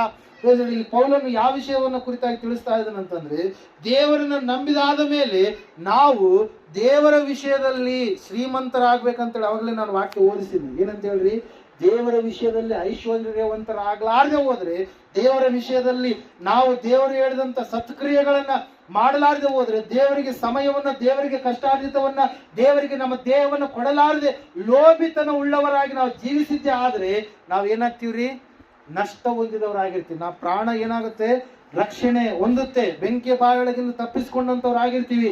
ಆದ್ರೆ ದೇವರು ನಮಗೆ ಕೊಡುವಂತ ಕೆಲವೊಂದು ಅಮೂಲ್ಯವಾಗಿರ್ತಕ್ಕಂಥ ಕಿರೀಟಗಳನ್ನು ನಾವೇನ್ ಮಾಡ್ಬಿಡ್ತೀವಿ, ಕಳೆದುಕೊಂಡು ಬಿಡ್ತೀವಿ ಪ್ರಿಯರೇ. Hallelujah, praise Lord. ದೇವರ ವಾಕ್ಯದಲ್ಲಿ ಅದಕ್ಕಾಗಿ ನಾವು ನೋಡ್ತಾ ಇದ್ದೇವೆ, ತಲಾಂತುಗಳನ್ನು ಸಂಪಾದನೆ ಮಾಡಿಕೊಂಡಂತವ್ರ ಕುರಿತಾಗಿ ದೇವರ ವಾಕ್ಯ ಹೇಳ್ತಾ ಇದೆ. 5 ತಲಾಂತು ಉಳ್ಳವನು ಎಷ್ಟು ಸಂಪಾದನೆ ಮಾಡಿಕೊಂಡ, ಇನ್ನೂ 5 ಮಾಡಿಕೊಂಡ. 2 ಉಳ್ಳವನು ಇನ್ನೂ 2 ಮಾಡಿಕೊಂಡ. ಆದ್ರೆ 1 ಉಳ್ಳಂತವನು ಏನ್ ಮಾಡಿದರೆ, ಅವನು ಏನು ಸಂಪಾದನೆ ಮಾಡಲಿಲ್ಲ, ದೇವರ ಮೇಲೆಯೇ ದೂರು ಹೇಳಿದ ಕಾರಣಕ್ಕಾಗಿ ಅವನು ಅಗ್ನಿ ನರಕಕ್ಕೆ ಹೋದ. ಆದ್ರೆ ಸಂಪಾದನೆ ಮಾಡಿಕೊಂಡಂತವರ ವಿಷಯವಾಗಿ ನಾವು ನೋಡುವಾಗ, ಬಲಾ ನಂಬಿಗಸ್ತನಾದ ಒಳ್ಳೆ ಆಳು ನೀನು ಎಂಬುದಾಗಿ ದೇವರು ಹೇಳಿ ಅವನನ್ನ ಒಂದು ಸ್ಥಾನದಿಂದ ಮತ್ತೊಂದು ಸ್ಥಾನದ ಕಡೆಗೆ ಏನ್ ಮಾಡಿದ್ರು, ದೇವರು ಹೆಚ್ಚಿಸಿದರು ಪ್ರಿಯರು. ಅದಕ್ಕಾಗಿ ದೇವರು ನಂಬಿದ ಆದ ಮೇಲೆ ನಮ್ಮ ವಿಷಯಗಳಲ್ಲಿ, ಭಕ್ತಿಯ ವಿಷಯದಲ್ಲಿ, ಲೋಭಿತನದ ವಿಷಯದಲ್ಲಿ ನಾವು ಎಚ್ಚರಿಕೆ ಆಗಿರಬೇಕು. ದೇವರ ವಿಷಯದಲ್ಲಿ ನಾವು ಐಶ್ವರ್ಯವಂತರಾಗಿ ಜೀವಿಸುವಂತವರು ಆಗಬೇಕೆ ಹೊರತಾಗಿ ದೇವರ ವಿಷಯದಲ್ಲಿ ಲೋಭತನವನ್ನು ನಾವು ಏನ್ ಮಾಡಬಾರ್ದ್ರಿ, ಪ್ರದರ್ಶಿಸಬಾರದು ಪ್ರಿಯರೇ. ಅದರ ಸಲುವಾಗಿ ನಾವು ನಿಂತ್ಕೊಂಡಿದೀವಿ, ನಾವು ಚೆನ್ನಾಗಿದ್ದೀವಿ ಎಂಬುದಾಗಿ ಹೇಳುವಂತವರೇ ನೀವು ಕೆಳಗೆ ಬೀಳಲಾರದಂತೆ ಏನಾಗಿರ್ಬೇಕಂತ ಹೇಳ್ತಾ ಇದೆ ವಾಕ್ಯ. ನಿಂತಿದ್ದೇನೆಂದು ನೆನೆಸುವವನು ಕೆಳಗೆ ಬೀಳದಂತೆ ಎಚ್ಚರಿಕೆಯಾಗಿ ಇರಬೇಕು ಎಂಬುದಾಗಿ. ಹಲ್ಲೆಲೂಯಾ. ಈ ಸಮಯದಲ್ಲಿ 3ನೆಯ ಒಂದು ಸಂಗತಿಯನ್ನು ನಾವು ನೋಡೋಣ. ಬೋಧನೆಯ ವಿಷಯದಲ್ಲಿ, ಬೋಧಕರ ವಿಷಯದಲ್ಲಿ ಈಗಾಗಲೇ ಹೇಳಿದ್ದೇನೆ, ಅದನ್ನು ಇನ್ನೂ ಹೆಚ್ಚಿನ ರೀತಿಯಲ್ಲಿ ಸ್ವಲ್ಪ ವಿವರಣೆ ಮಾಡ್ತೀನಿ. ಕೊಲೊಸ್ಸೆಯವರಿಗೆ ಬರೆದ ಪತ್ರಿಕೆ 2ನೇ ಅಧ್ಯಾಯ 8ನೇ ವಚನ. ಕೊಲೊಸ್ಸೆ 2:8.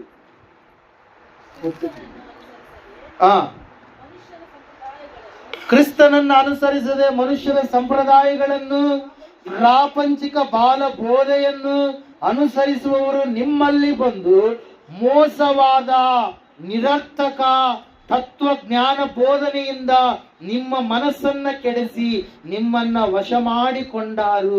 ಎಚ್ಚರಿಕೆಯಾಗಿ ಇರ್ರಿ. ಕ್ರಿಸ್ತನಲ್ಲಿಯೇ ದೇವರ ಸರ್ವ ಸಂಪೂರ್ಣತೆಯು ಅವತರಿಸಿ ವಾಸ ಮಾಡುತ್ತದೆ ಮತ್ತು ನೀವು ಆತನಲ್ಲಿ ಇದ್ದುಕೊಂಡೇ ಪರಿಪೂರ್ಣತೆಯನ್ನ ಹೊಂದಿದವರಾಗಿ ಇದ್ದೀರಿ ಎಂಬುದಾಗಿ. ಹಲ್ಲೆಲೂಯಾ. ಬೋಧನೆಯ ವಿಷಯದಲ್ಲಿ ನಾವು ಏನಾಗಿರ್ಬೇಕ್ರಿ, ಎಚ್ಚರಿಕೆಯಾಗಿರ್ಬೇಕು. ಸೇವಕರಿಗೆ ದೇವರು ಎಚ್ಚರಿಕೆ ಕೊಟ್ರಿ, ಏನಂತ ಹೇಳಿ, ನಿಮಗೆ ಮಂದೆಯನ್ನು ಒಪ್ಪಿಸಿದ್ದೇನೆ, ಆ ಮಂದೆಯ ವಿಷಯದಲ್ಲಿ ನೀವೇನಾಗಿರ್ಬೇಕು, ಎಚ್ಚರಿಕೆ ಆಗಿರ್ಬೇಕಂತೇಳಿ. ತಿಮೋಥೆಯನಿಗೂ ಕೂಡ ಪೌಲನು ಬರಿತಾ ಹೇಳ್ತಾ ಇದ್ದಾನೆ, ನೀನು ನಿನ್ನ ಉಪದೇಶದ ವಿಷಯದಲ್ಲಿ ನೀನು ಏನಾಗಿರ್ಬೇಕು, ಎಚ್ಚರಿಕೆಯಾಗಿರ್ಬೇಕು ಎಂಬುದಾಗಿ ಹೇಳಿದ್ದು ಮಾತ್ರವಲ್ಲ, 2ನೇದಾಗಿ ದೇವರು ನಮಗೆ ತಿಳಿಸಿದ್ರು, ಲೋಭಕ್ಕೂ ಎಚ್ಚರಿಕೆಯಾಗಿ ಇರ್ರಿ. ಆ ಶ್ರೀಮಂತ ವ್ಯಕ್ತಿ ಅವನು ಆ ದೇವರನ್ನ ನೆನೆಸದೆ, ದೇವರನ್ನ ಸ್ತುತಿಪಡಿಸದೆ, ದೇವರಿಗೆ ಸ್ತೋತ್ರವನ್ನು ಸಲ್ಲಿಸದೆ, ದೇವರಿಗೆ ಮೆಚ್ಚುಗೆಯಾದ ರೀತಿಯಲ್ಲಿ ಕೃತಜ್ಞತೆಯನ್ನು ಸಲ್ಲಿಸದೆ ಆ ಬಂದಿರತಕ್ಕಂತ ಆ ಒಂದು ವಸ್ತುಗಳನ್ನ, ಆ ಹಣವನ್ನೇ ನೋಡ್ತಾ ಇದ್ದಾನೆ ಹೊರತಾಗಿ ತನ್ನ ಪ್ರಾಣಕ್ಕೆ, ತನ್ನ ದೇಹಕ್ಕೆ ಕುಡಿ ಸುಖಪಡಿ ಎಂಬುದಾಗಿ ಹೇಳ್ತಾ ಇದ್ದಾನೆ ಹೊರತಾಗಿ ದೇವರನ್ನು ಏನ್ ಮಾಡ್ತಾ ಇಲ್ಲ, ಸ್ಮರಿಸ್ತಾ ಇಲ್ಲ ಪ್ರಿಯರೇ. ಆ ಲೋಭಿತನ ನಮ್ಮಲ್ಲಿ ಇರಬಾರದು ಎಂಬುದಾಗಿ ದೇವರು ನಮಗೆ ಏನ್ ಮಾಡಿದೆ, 2ನೇದಾಗಿ ಎಚ್ಚರಿಕೆ ಕೊಟ್ಟ ಪ್ರಿಯರೇ. 3ನೇದಾಗಿ ಸಮಯದಲ್ಲಿ ದೇವರ ವಾಕ್ಯ ಹೇಳ್ತಾ ಇದೆ, ಕೆಲವೊಂದು ಬೋಧನೆಗಳು ಬರ್ಲಿಕ್ಕಿದಾವೆ. ಅವು ಎಂತಹ ಬೋಧನೆಗಳಂತೆ, ಪ್ರಾಪಂಚಿಕವಾದಂತಹ ಬಾಲ ಬೋಧನೆಗಳು, ಮನುಷ್ಯರ ಸಂಪ್ರದಾಯಗಳನ್ನು ತಿಳಿಸುವಂತಹ ಬೋಧನೆಗಳು. ಆ ಸಂಪ್ರದಾಯದ ಬಾಲ ಬೋಧನೆಗಳಿಗೆ ಒಳಗಾಗಿ ಅವರು ಬಂದು ನಿಮ್ಮನ್ನ ಮೋಸ ಮಾಡ್ತಾರೆ, ನಿರರ್ಥಕ ಪಡಿಸ್ತಾರೆ. ತತ್ವಜ್ಞಾನ ಬೋಧನೆ ಎಂಬುದಾಗಿ ಹೇಳಿ ಅದು ಇದು ಏನೆಲ್ಲ ಅವ್ರು ನಿಮಗೆ ತಿಳಿಸ್ತಾರೆ. ಏನಂತ ಹೇಳಿ ತಿಳಿಸ್ತಾರೆ, ದೇವರಂತೆ ಆತನು ಅದು ಇದು ಅಂತೇಳಿ ಅವ್ರು ತಿಳಿಸ್ತಾರೆ. ಏನಂತ ತಿಳಿಸ್ತಾರೆ ಅಂತಂದ್ರೆ, ದೇವ್ರ ವಾಕ್ಯದಲ್ಲಿ ನಾವು ನೋಡ್ತಾ ಇದ್ದೀವಿ, ಒಂದೇ ಅಂಶವನ್ನು ಹಿಡಿದುಕೊಂಡು ಯೇಸು ಸ್ವಾಮಿ ನಮಗೇನಾಗ್ಬೇಕು, ಅಣ್ಣ ಆಗ್ಬೇಕಂತೇಳಿ ಅವ್ರು ಏನ್ ಮಾಡ್ತಾರೆ, ಬೋಧನೆ ಮಾಡ್ತಾರೆ. ಯೇಸು ಸ್ವಾಮಿ ನಮ್ಮಂತೆ ಕೂಡ ಎಂಬುದಾಗಿ ಅವ್ರು ಏನ್ ಮಾಡ್ತಾರೆ, ಬೋಧನೆ ಮಾಡ್ತಾರೆ. ಯೇಸು ಸ್ವಾಮಿ ಒಬ್ಬ ದೂತ ಎಂಬುದಾಗಿ ಅವ್ರು ಏನ್ ಮಾಡ್ತಾರೆ, ಬೋಧನೆ ಮಾಡ್ತಾರೆ. ಆದ್ರೆ ಆತನ ವಿಷಯವಾಗಿ ಆತನು ಯಾವ ಯಾವ ಸಂದರ್ಭಗಳಲ್ಲಿ ಏನೇನು ತಿಳಿಸಿದನೋ ಅದನ್ನ ಮರೆಯಾಗಿ ಕೆಲವೊಂದು ವಿಷಯಗಳನ್ನ ಏನ್ ಮಾಡ್ತಾರೆ, ಅವರು ಮರೆ ಮಾಡ್ತಾರೆ. ದೇವರು ನಮಗೆ ಯಜಮಾನಂತೆ, ದೇವರು ನಮಗೆ ಮೊದಲಿಂಗನಂತೆ, ಮೊದಲಿಂಗನಾದ್ಮೇಲೆ ದೇವರು ತಂದೆ ಆದ್ಮೇಲೆ ತಂದೆಯಾದ ದೇವರಿಗೆ ಒಬ್ಬ ಹೆಂಡತಿ ಇರ್ತಾಳಲ್ಲ, ತಾಯಿ ಇರ್ತಾಳಲ್ಲ ಅಂತೇಳಿ ಅವ್ರು ಏನ್ ಮಾಡ್ತಾರೆ, ಬೋಧನೆ ಮಾಡ್ತಾರೆ, ಸಂಪ್ರದಾಯಗಳನ್ನ ಮನುಷ್ಯರ ಮೇಲೆ ಹಾಕ್ತಾರೆ ಎಂಬುದಾಗಿ ಅವುಗಳ ವಿಷಯದಲ್ಲಿ ನೀವೇನಾಗಿರ್ಬೇಕು, ಎಚ್ಚರಿಕೆಯಿಂದ ಇರಬೇಕು. ತತ್ವ ಎಂಬುದಾಗಿ ಅಭಾವ ಏನು ಹೇಳ್ತಾರಪ್ಪ, ವಾಕ್ಯ ಏನು ಭಾಷಣೆ ಮಾಡ್ತಾರಪ್ಪ, ಅವ್ರ ಭಾಷಣೆ ಎಲ್ಲ ಬೇರೆಯವ್ರನ್ನ ಬೈಯೋದೇ ಇರುತ್ತೆ ಹೊರತಾಗಿ ನಾವು ನೋಡ್ತೀವಿ ಕೆಲವೊಬ್ರು ಸೇವಕರಿದ್ದಾರೆ ಇನ್ನೊಬ್ಬ ಸೇವಕರನ್ನ ಯಾಳಿಸಿ ಬೈಯುವಂತವರಾಗಿ ಇರ್ತಾರೆ ಪ್ರೇರೆ. ಹಲ್ಲೆಲೂಯಾ. ದೇವರು ಕೊಟ್ಟಿರ್ತಕ್ಕಂಥ ವರಗಳನ್ನ ಅವ್ರು ಏನ್ ಮಾಡ್ತಾರೆ, ಅವಹೇಳನ ಮಾಡ್ತಾರೆ. ದೇವರು ಮಾಡಿದಂತ ಅದ್ಭುತಗಳನ್ನ, ದೇವರು ಈ ಮೃತ್ಯುಂಜಯ ಮಠದಲ್ಲಿ ಎಷ್ಟೋ ಜನರಿಗೆ ಎಷ್ಟೆಲ್ಲ ಮೇಲುಗಳನ್ನ ಮಾಡಿದಾನೆ. ಅನೇಕ ಜನರು ನಾನು ಸೇವೆಗೆ ಹೋಗುವ ಸಮಯದಲ್ಲಿ ಅವ್ರು ಮೃತ್ಯುಂಜಯ ಮಠದವ್ರಂತೆ. ಹಲ್ಲೆಲೂಯಾ. ನಮಗೇನ್ ಮಾಡ್ತಾರೆ, ಗೇಲಿ ಮಾಡ್ತಾರೆ, ಅವಹೇಳನ ಮಾಡ್ತಾರೆ. ಹಲ್ಲೆಲೂಯಾ. ಪ್ರೇಸ್. ಆದ್ರೆ ಅವ್ರು ಇಲ್ಲಿ ಬಂದು ನೋಡಿದ ಸಮಯದಲ್ಲಿ ವಾಸ್ತವ ಸಂಗತಿಗಳನ್ನು ನೋಡಿದಾಗ ಖಂಡಿತವಾಗಿ ದೇವರು ಅವರ ಕಣ್ಣುಗಳನ್ನು ಏನ್ ಮಾಡ್ತಾರೆ, ಮನನೇತ್ರಗಳನ್ನು ಏನ್ ಮಾಡ್ತಾರೆ, ಬೆಳಗಿಸ್ತಾನೆ ಪ್ರೇರೆ. ಹಲ್ಲೆಲೂಯಾ. ಪ್ರೇಸ್. ದೇವರ ವಾಕ್ಯ ಹೇಳ್ತಾ ಇದೆ, ಸತ್ಯವೇದ ಹೇಳ್ತಾ ಇದೆ ಸ್ಪಷ್ಟವಾಗಿ ಪ್ರೇರೆ. ಮೃತ್ಯುಂಜಯನು ಅಂದ್ರೆ ಯಾರು ಎಂಬುದಾಗಿ ತಿಳಿಲಾರದವ್ರು ಮಾತಾಡ್ತಾ ಇದ್ದಾರೆ. ಮೃತ್ಯುಂಜಯ ಅಂದ್ರೆ ಯಾರ್ರಿ? ಮರಣವನ್ನ ಗೆದ್ದು ಬಂದಿರುವಂತ ದೇವರು. ಹಲ್ಲೆಲೂಯಾ. ಆ ಮರಣವನ್ನ ಗೆದ್ದು ಬಂದಿರತಕ್ಕಂತ ಆ ಮೃತ್ಯುಂಜಯನಾದಂತ ದೇವರು, ಆತನು ಯಾರಾಗಿದ್ದಾನೆ ರೀ? ಯೇಸು ಕ್ರಿಸ್ತನೇ ಆಗಿದ್ದಾನೆ. ಆತನ ಹೊರತು ಯಾರು ಕೂಡ ಭೂಮಿಯ ಒಳಗಡೆ ಹೋದಂತವ್ರು ಎಲ್ಲರೂ ಒಳಗಡೆ ಇದ್ದಾರೆ. ಎಲ್ಲರನ್ನ ಭೂಮಿ ಮುಚ್ಚಾಕೊಂಡಿದೆ. ಯಾರು ಕೂಡ ಆ ಪಾತಾಳವನ್ನ ಜಯಿಸಿ ಗೆದ್ದು ಎದ್ದು ಬರಲೇ ಇಲ್ಲ. ಹಲ್ಲೆಲೂಯಾ. ಆದ್ರೆ ಯೇಸು ಕ್ರಿಸ್ತನ ಮಾತ್ರ ಏನ್ ಮಾಡಿದ್ದಾರೆ, ಆತ ಎದ್ದು ಹೊರಗಡೆ ಬಂದ. ಆತನೇ ಮೃತ್ಯುಂಜಯನು ಪ್ರೇರೆ. ಹಲ್ಲೆಲೂಯಾ. ಪ್ರೇಸ್. ಮಠ ಅಂತೇಳಿ ಯಾಕೆ ಇಟ್ಕೊಂಡಿದೆ ಸತ್ಯವೇದಲ್ಲಿ. ನಮ್ಮ ಕನ್ನಡ ಒಂದು ಟ್ರಾನ್ಸ್ಲೇಷನ್ ಅಲ್ಲಿ ನಾವು ನೋಡ್ಬೇಕಾದ್ರೆ ಯೇಸು ಸ್ವಾಮಿಯನ್ನ ಯಾಜಕರ ಮಹಾಯಾಜಕನ ಮಠಕ್ಕೆ ಎಂಬುದಾಗಿ ನಾವು ಮತ್ತೊಂದು ಬರೆದ ಸುವಾರ್ತೆಯಲ್ಲಿ ಅದರ ಕುರಿತಾಗಿ ನಾನು ತಿಳಿಸ್ತೀನಿ. ಒಂದ್ಸಾರಿ ನೀವು ಓದ್ತೀರಾ? 26ನೇ ಅಧ್ಯಾಯ ಅನ್ಸುತ್ತೆ, ಓದ್ರಿ ಒಂದ್ಸರಿ.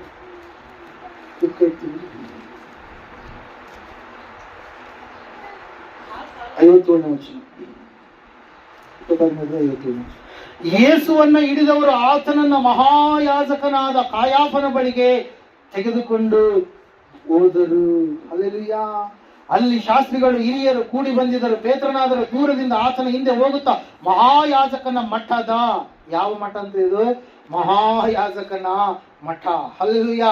ಪ್ರೇಸ್. ಅಲ್ಲಿ ನಾವು ನೋಡ್ತಾ ಇದ್ದೇವೆ, ಇಬ್ರಿಯರಿಗೆ ಬರೆದ ಪತ್ರಿಕೆ 3ನೇ ಅಧ್ಯಾಯದಲ್ಲಿ ನಾವು ನೋಡ್ತಾ ಇದ್ದೇವೆ, ನಮ್ಮ ಮಹಾಯಾಜಕ ಯಾರಾಗಿದ್ದಾನೆ?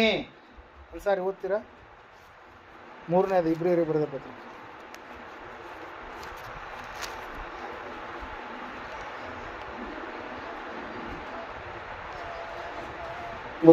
ಆದುದರಿಂದ ದೇವ ಜನರಾದ ಸಹೋದರರೇ, ಪರಲೋಕ ಸ್ವಾಸ್ಥ್ಯಕ್ಕಾಗಿ ನನ್ನೊಂದಿಗೆ ಕರೆಯಲ್ಪಟ್ಟವರೇ, ನಾವು ಪ್ರತಿಜ್ಞೆ ಮಾಡಿ ಒಪ್ಪಿಕೊಂಡಿರುವ ದೇವ ಪ್ರೇಷಿತನು ಮಹಾಯಾಜಕನು ಆಗಿರುವ ಯೇಸುವನ್ನ ಲಕ್ಷ್ಯವಿಟ್ಟು ಯೋಚಿಸ್ರಿ. ಯಾರು ಮಹಾಯಾಜಕರಿ? ಅವರೆಲ್ಲರೂ ಡೂಪ್ಲಿಕೇಟ್ ಇದ್ದಂಗೆ. ಒರಿಜಿನಲ್ ಯಾರ್ರಿ? ಯೇಸು ಕ್ರಿಸ್ತನೇ. ಹಲ್ಲೆಲೂಯಾ. ಆ ಮೃತ್ಯುಂಜಯನಾಗಿರ್ತಕ್ಕಂಥ ಯೇಸು ಕ್ರಿಸ್ತನ ಮಹಾಯಾಜಕನ ಮಠ ಇದು. ಯಾವ್ದ್ರಿ? ಭಾರತದಲ್ಲಿ ಮೃತ್ಯುಂಜಯ ಮಠ ಪ್ರಿಯರೇ. ಹಲ್ಲೆಲೂಯಾ. Praise Lord. ಅನೇಕರು ತರ್ಕ ಮಾಡ್ತಾರೆ, ಅನೇಕ ಅಪವಾದಗಳನ್ನ ಹಾಕ್ತಾರೆ, ಅನೇಕ ವಿಷಯಗಳಲ್ಲಿ ಸಂಗತಿಗಳಲ್ಲಿ ಏನ್ ಮಾಡ್ತಾರೆ, ಹುನ್ನಾರಗಳನ್ನ ಮಾಡ್ತಾರೆ, ಕಡೆಗಣಿಸಿ ಮಾತಾಡ್ತಾರೆ ಪ್ರೇರ. ಆದ್ರೆ ಸತ್ಯವೇದವನ್ನು ಸರಿಯಾದ ರೀತಿಯಲ್ಲಿ ಅವಲೋಕನೆ ಮಾಡಿ ಜೀವಿಸಿದಂತವರು ಅವರು ಖಂಡಿತವಾಗಿ ಸತ್ಯವನ್ನು ಏನ್ ಮಾಡ್ತಾರೆ, ಒಪ್ಪಿಕೊಳ್ತಾರೆ ಪ್ರಿಯರೇ. ಮೃತ್ಯುಂಜಯ ಮಠ ಅಂದ್ರೆ ಏನ್ರಿ? ಮಹಾಯಾಜಕನ ಮಠ ಪ್ರೇರ. ಅದುವೇ ಯೇಸುವಿನ ಮಠವಾಗಿದೆ. ಹಲ್ಲೆಲೂಯಾ. ನಾವು ನೋಡ್ತಾ ಇದ್ದೇವೆ ಪ್ರೇರ, ದೇವರ ವಾಕ್ಯ ಹೇಳ್ತಾ ಇದೆ, ಅನೇಕರು ಏನ್ ಮಾಡ್ತಾರೆ, ಬೋಧನೆಗಳನ್ನ ತಿರುಚಿ ಹೇಳುವಂತವರಾಗಿರ್ತಾರೆ. ಅನೇಕ ಸಂಗತಿಗಳನ್ನ ಜನರ ಮೇಲೆ, ಸಂಪ್ರದಾಯಗಳನ್ನ, ಪ್ರಾಪಂಚಿಕ ಬಾಲಬೋಧನೆಗಳನ್ನ ಹೇಳುವಂತವರಾಗಿರ್ತಾರೆ, ಕಥೆಗಳನ್ನ ಹೇಳುವಂತವರಾಗಿರ್ತಾರೆ, ಕಲ್ಪನೆ ಕಥೆಗಳನ್ನ ಹೇಳಿ ಆ ರೀತಿಯಾಗಿ ನೀವು ಮಾಡಬೇಕು, ಅದನ್ನ ಮುಟ್ಟು, ಇದನ್ನ ಮುಟ್ಟು, ಅದನ್ನ ಮುಟ್ಟಬೇಡ, ಇದನ್ನ ಮುಟ್ಟಬೇಡ ಎಂಬುದಾಗಿ ಅನೇಕ ಸಂಗತಿಗಳನ್ನ ತಿಳಿಸ್ತಾರೆ. ದೇವರು ಅದನ್ನು ಯಾವುದು ಕೂಡ ಹೇಳಿಲ್ಲ. ಆತನು ಒಂದೇ ಮಾತನ್ನು ಹೇಳಿದ, ಮನಸ್ಸಿನ ಒಳಗಡೆಯಿಂದ ಹೊರಗಡೆ ಬರುವಂತದ್ದೇ ಮನುಷ್ಯನನ್ನು ಒಲೆ ಮಾಡುತ್ತೆ, ಅದೇ ಕೆಡಿಸುತ್ತೆ ಎಂಬುದಾಗಿ. ಮನುಷ್ಯನ ಒಳಗಡೆ ಹೋಗುವಂಥದ್ದು ಅಲ್ಲ ಎಂಬುದಾಗಿ. ಮನುಷ್ಯನ ಒಳಗಡೆಯಿಂದ ಬರುವಂತದ್ದು ಅನೇಕ ಸಂಗತಿಗಳಿದಾವೆ. ಹಲ್ಲೆಲೂಯಾ. ಕೆಟ್ಟ ಆಲೋಚನೆಗಳಾಗಿರ್ಬೋದು. ಅಲ್ಲ, ಒಂದ್ಸಾರಿ ಓದಿಕೊಳ್ಳೋಣ ಆ ವಿಷಯಗಳನ್ನ. ಆ ಸಂಗತಿಗಳ ಕುರಿತಾಗಿ ದೇವರು ಮಾತಾಡ್ತಾನೆ. 7ನೇ ಅಧ್ಯಾಯದ ಕಡೆಗೆ ಬರ್ರಿ. ಮಾರ್ಕ 7ನೇ ಅಧ್ಯಾಯ.